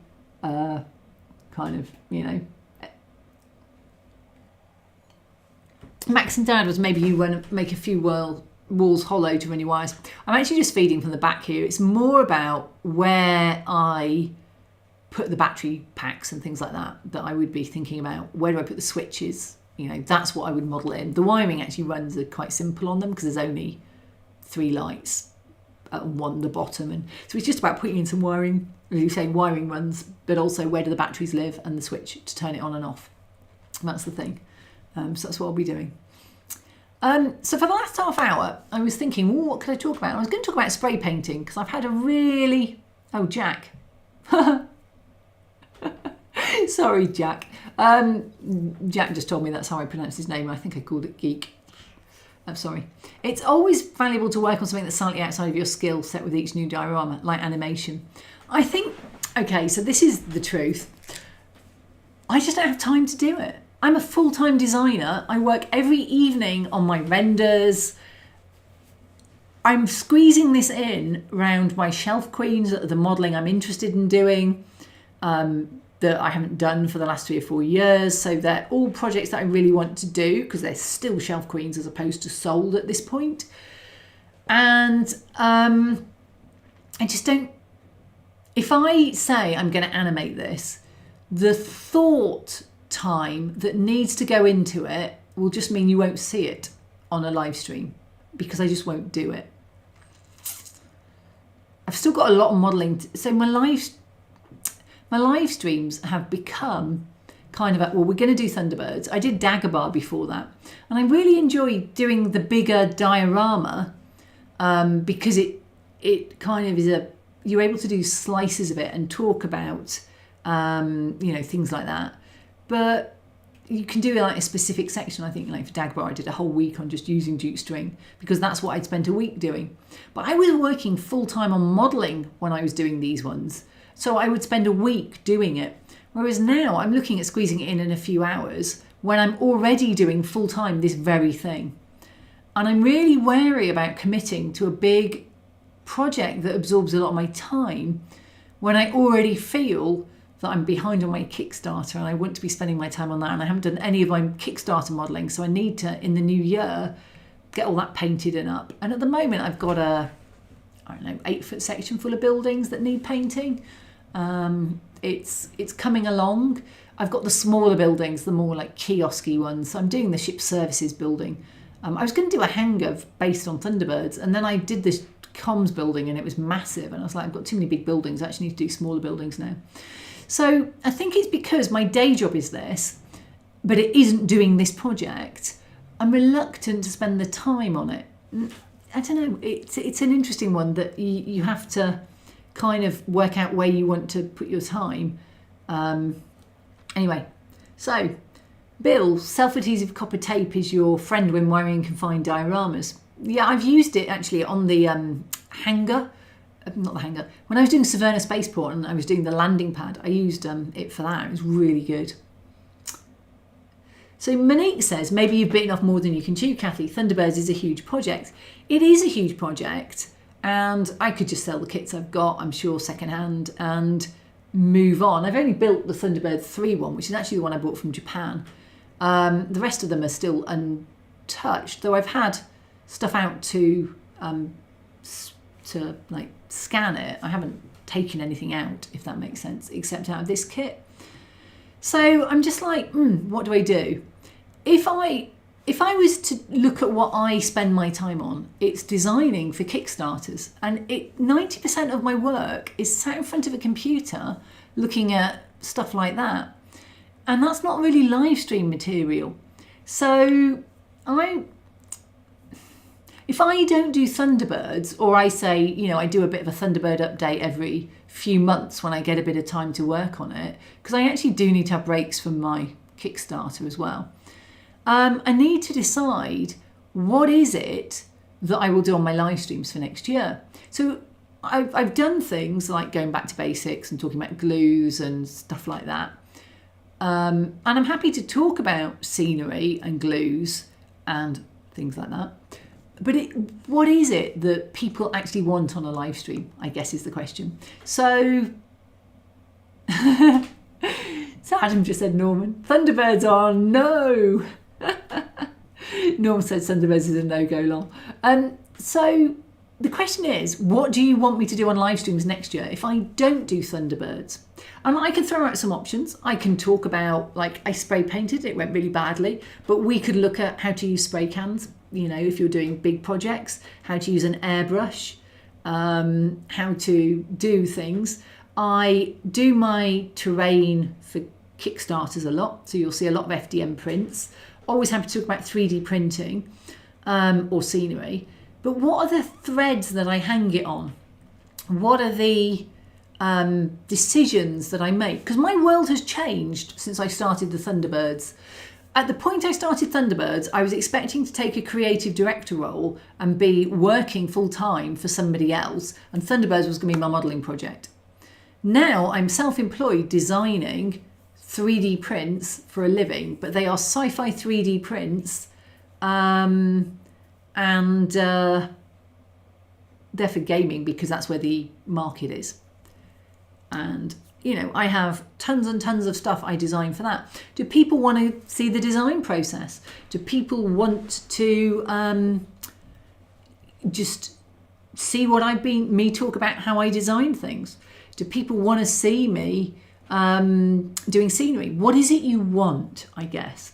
Because I haven't actually put a YouTube video up for a while, because I'm just so busy designing. And I feel a bit like I'm behind, so I want to get the bulk of the design work done before Christmas to give me time in the new year to finish the renders, get the instructions done, get the test prints are going out there. Most of them are out on test print that have done, but not all of them, because some of them are having reworks because I'm not happy with some of the stuff, or I'm still working on them. So yeah, just stuff like that. Hi Tim, who has just scooted in late. You've been mentioned several times, just to make you feel good. 543 holding at T-1, says stating. Jack says it's totally understandable, and I have to put massive projects on the shelf for up to 8 to 10 years while I work on simpler things. It is, and one of my problems is I then end up not doing the projects and end up selling the stuff later, which is fine. You know, Thunderbirds kits are going to stay out there, so I can always sell off some of the Thunderbirds kits. I would like to do some of them still, but it's an interesting one, isn't it, when you look at it. If I was to ask me what I want to do on my live stream, it'd be, well, I want to do something that I'm doing anyway, for like a Kickstarter, or something that builds my Kickstarters that's in a theme with that. And not everything that sometimes I was thinking, I just did so much for the last Kickstarter, I didn't really spend a lot of time doing detailed dioramas around it, because it's not that kind of stuff. But actually the one I'm doing at the moment is a spaceport, and I'd love to be able to take some of those buildings and do better dioramas about them. My next video that I was thinking of doing for YouTube was actually talking about how to add clutter and people to spaceships and dioramas. So, I could move those onto, say, Livestream rather than YouTube, and do the cluttering and the painting of the people, and then talk about it on a live stream. But it's the timing of it, because I can't guarantee when that would happen. So, yeah. So Norm says, I love your diorama building, the whole process. Bill says, I joined the live stream for general modelling blether, basically. That's what you get, blether. Oh yeah, Christmas jumper. Well, it is the last one before Christmas, so Christmas jumper. Hi, James. John, finally. Hi, John. John designs stuff with Ben from Second Dynasty, who I've mentioned a lot, and does some great stuff. I really love John's little globule, which is a little round one, and he's just done a pirate globule. And you can get some of his things on the Second Dynasty. Sort of he often designs them, and Ben works on them as well. So, and John is brilliant. If I want to ask John a question, he always knows the answer. He's very good, and he's a huge fan of Bamboo Labs printers. Tom says, maybe take part of a module and use that as a basis of a topic, for example, the rock faces and T3 hanger. I could do, couldn't I? I think... Tim says, now I know why my ears were burning on the way home. Yeah, talking about you. So I think I could easily do a talk on rock quite happily. I did a 5-minute starting scenery on rock. You know, I could talk about rock faces. I can show you how I would produce a 3D printed rock face. You know, so I can certainly talk about all those things and tie it in with what I'm doing now. Yeah. So James says, I saw your Port de Norwich. The W and the R go the other way around, but it's very, very close. De Norwich layout at Worley. It was lovely. Thank you. Thank you very much. So yeah, dioramas could also be sales points for Kickstarter. I think that's the trouble. I think I need to think about, now my career is designing 3D prints for a living and then painting them and weathering them and modelling them. Should that not be the basis of my live streams? Because that's actually what I now do full time. So to do anything else is then to take away from what I actually want to do full time. Now I do have some shelf queens that I'm planning to do, and they'll probably end up as YouTube videos because they are like that. And what I wondered about doing is, I feel my YouTube videos end up very short because YouTube really penalises view time if you go over about 15 minutes or so. So you want to aim for the sweet spot of about 15 to 20 minutes for a YouTube video. But I've had 30, 40 hours footage for a 15-minute video before now. So I wonder about, when I do a YouTube video, and I sometimes do this with Patreon where I do a long version for them, where actually I just talk in more detail about some of the things I did for my shorter YouTube videos. Would people find the deep dives into things? So say, let's talk about, I'm going to do a video on adding clutter to your dioramas to bring them to life. And it will be Transport Delta, and I've got the Clone Wars Siege of Mandalore, so it needs to have some destructive clutter on there and stuff like that. And then I've got, what other dioramas have I got this afternoon? Well, I've got the spaceport, so I'll be adding some clutter for there. So I could literally do, one's a sort of more interior diorama, one's an exterior diorama.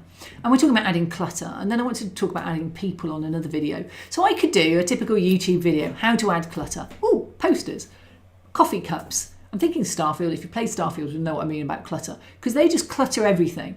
And it's like, ooh, coffee cup on the floor, bit on the side, magazine here, you know, detritus of people. Now, in a YouTube video, I could probably make that an 8-minute video and make it quite punchy. Oh, add this. Top 10 things to add for clutter. How to make them, how to do them. But then I could actually talk for 2 hours about the same stuff that I've just put on a really short YouTube video. And effectively, my Dagobah, which is just here, you see, that's the Y-wing, X-wing even, Dagobah, and eventually it ended up as a 20-minute video, and it had been 10 or 12 live streams. I could do the same so that people get the long form version as a live stream, and they have a chance to ask questions, to chat about it, to talk about how they add clutter, you know, things like that. So it therefore becomes the work that I'm doing.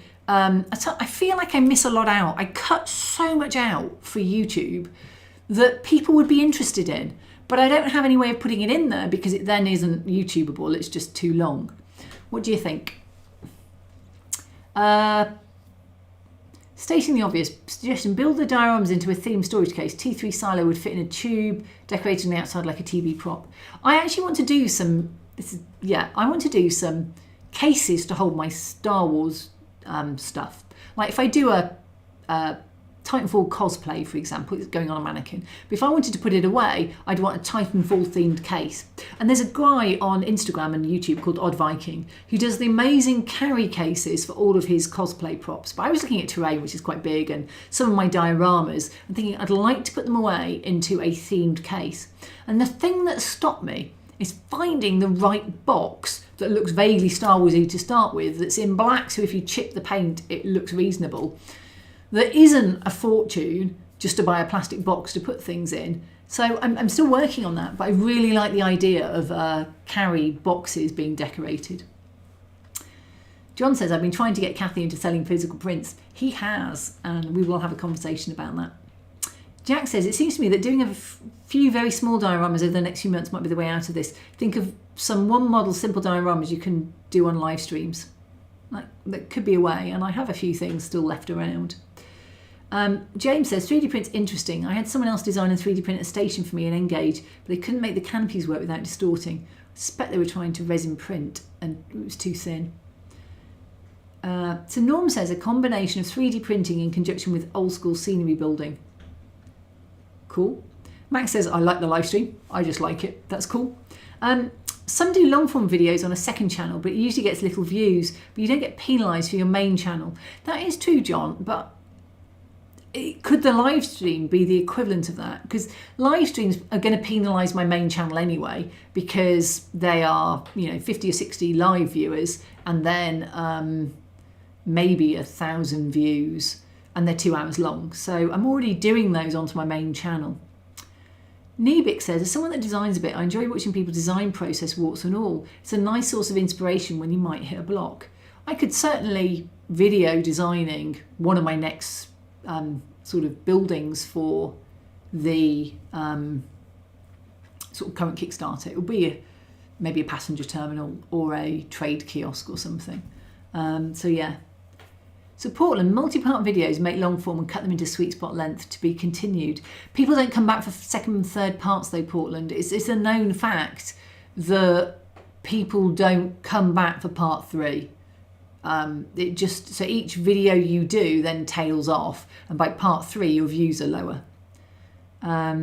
So Monique says, personally I think Thunderbirds is too big, so what you were suggesting about clutter and similar is the way to go. Thanks, Monique. That would be good. And what it means is I've actually got some shelf queens that I would like to get off and get done, and one of the ones is a Titanfall mech workshop, which is not going to be like a sealed box lit with quite strong directional lighting, just like some photos the environment artist for Titanfall, it's a game, did some really cool couple of workshop photos that I really want to do. So that's a shelf queen, as is the Titanfall helmet. And so some of that stuff, I've learned a lot. I've done some really crap painting on the Titanfall helmet because it's been outside in gusty weather and I've got a lot of runs. I'm just looking at it, wondering what to do with it, because it's like, shall I strip it? But I can't strip it because it's it's really a dodgy one. So Technology Connection simply doesn't care what YouTube thinks on video length. I love watching them talk about a refrigerator for 45 minutes. That's great.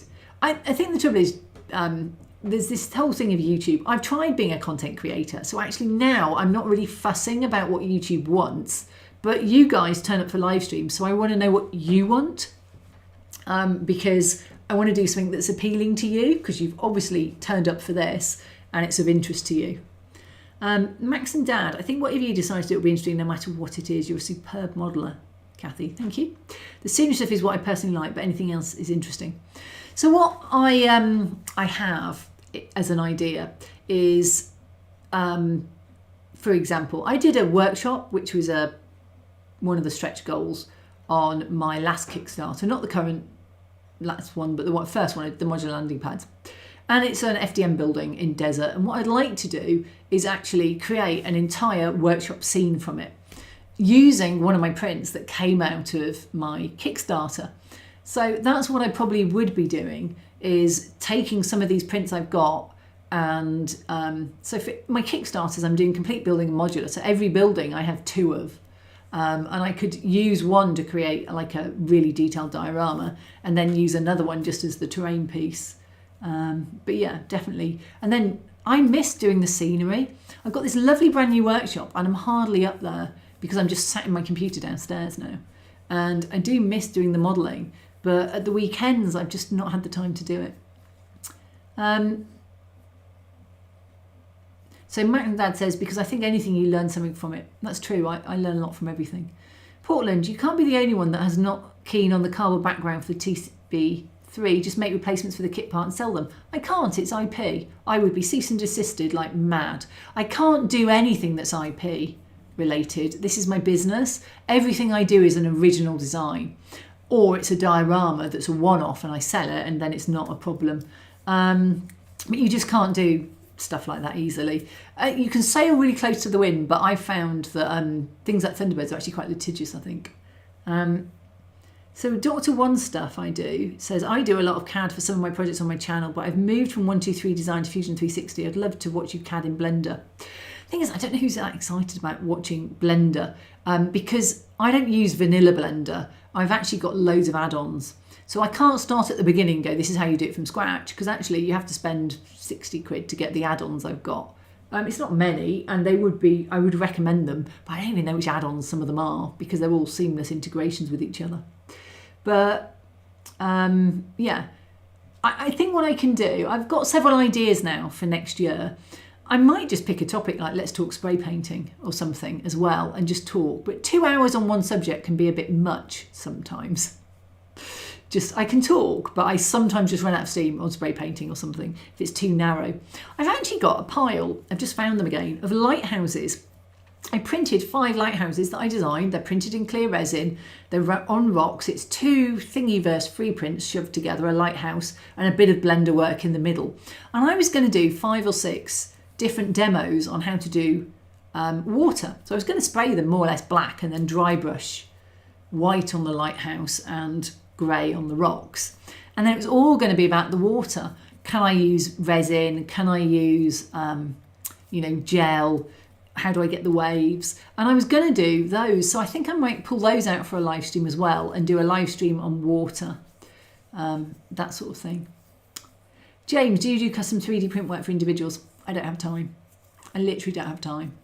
I'm doing my Kickstarters and they take all my time. So I get asked a lot, do I do custom work? Do I do commissions? And the answer is always I'm just really busy doing what I'm busy doing.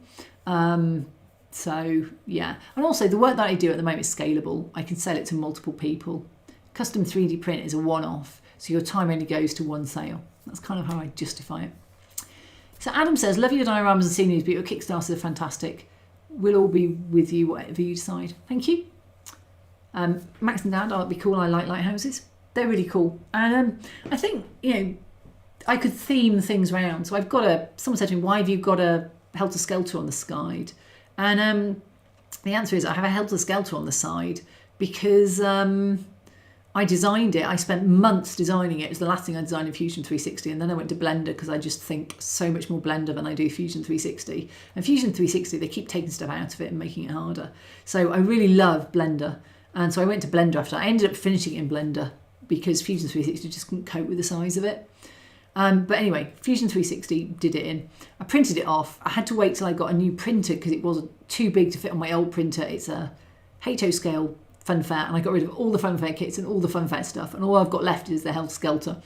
I could paint that up and talk about spray painting and some ideas for lighting and stuff like that. I've got these shelf queens, and I think maybe the live stream has to have a few of the shelf queens just so I have a reason to build them, because I was in love with the project. Some of them have got months of work in them already.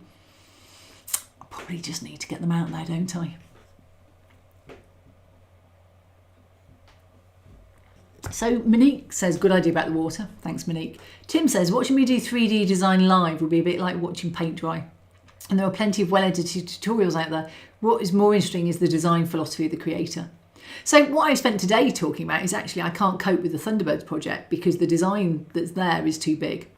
And there's a lot of hours in it, and I probably will carry on doing it sort of slowly, certainly the TB3 one.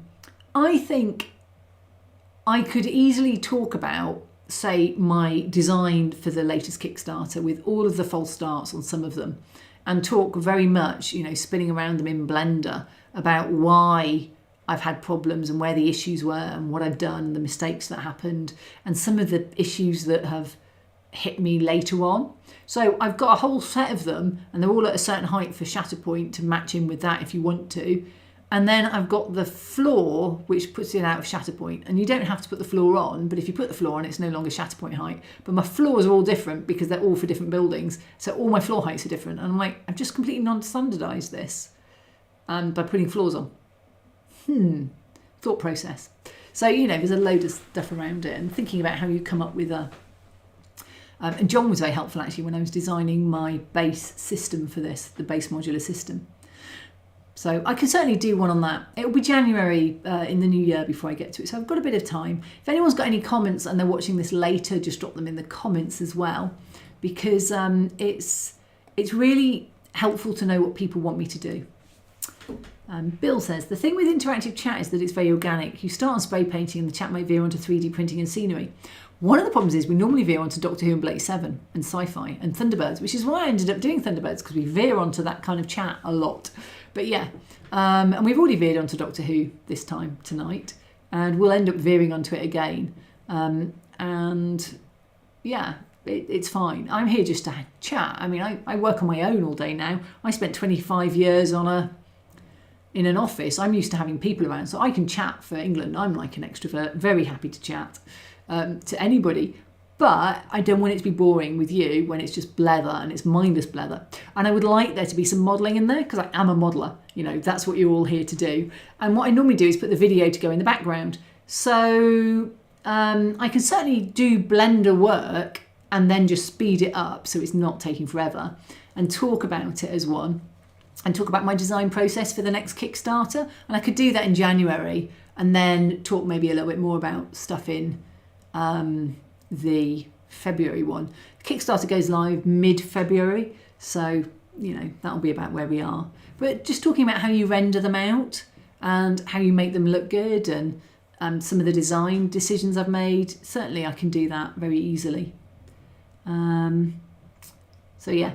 Max and Dad says you could do a how to use Blender or how to videos. I'm not touching that. There are some excellent Blender videos out there, and I will just point you to the Blender Brothers or some of those, because I don't use vanilla Blender. I don't want to do that basics.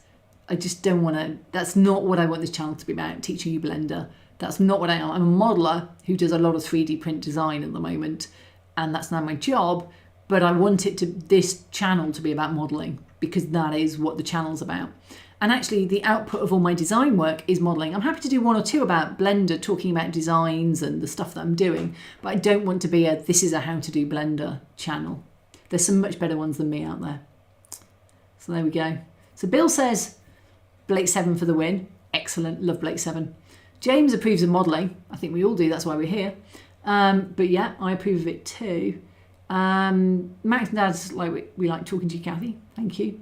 James, but yes, live Blender is maybe suboptimal. A time-lapse video in the background might work. I think that's much better. Live Blender is very long.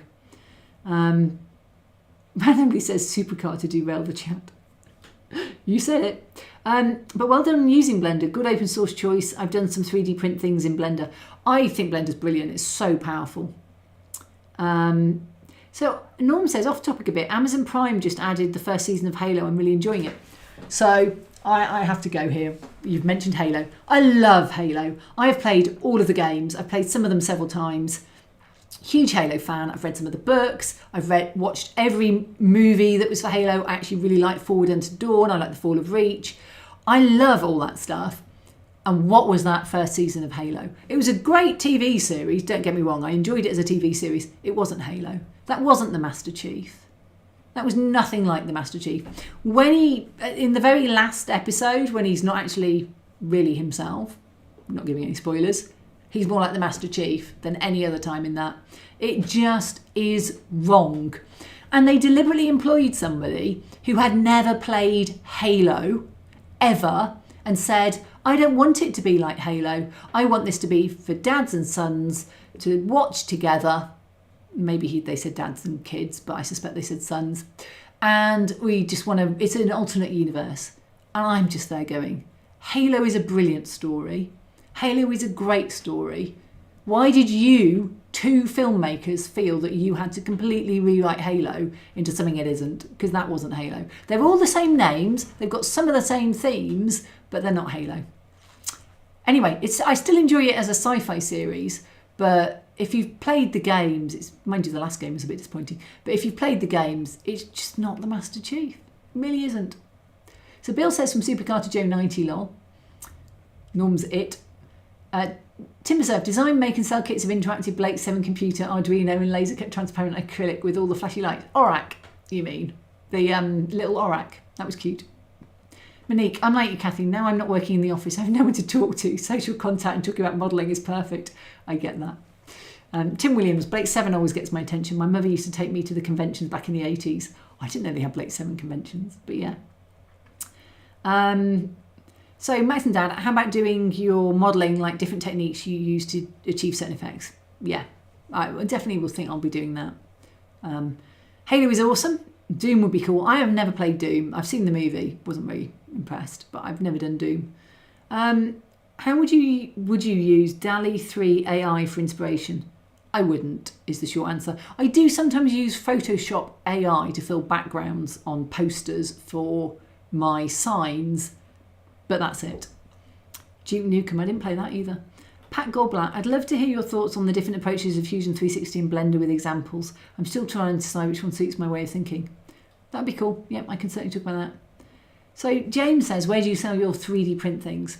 So we've got a minute left, so I'm going to end on this plug. I sell my 3D print files. I don't sell physical prints through Kickstarter, and I run them as Kickstarters. When the Kickstarter has finished, it's just a crowdfunding way. It takes about 3 or 4 weeks. They then go onto My Mini Factory.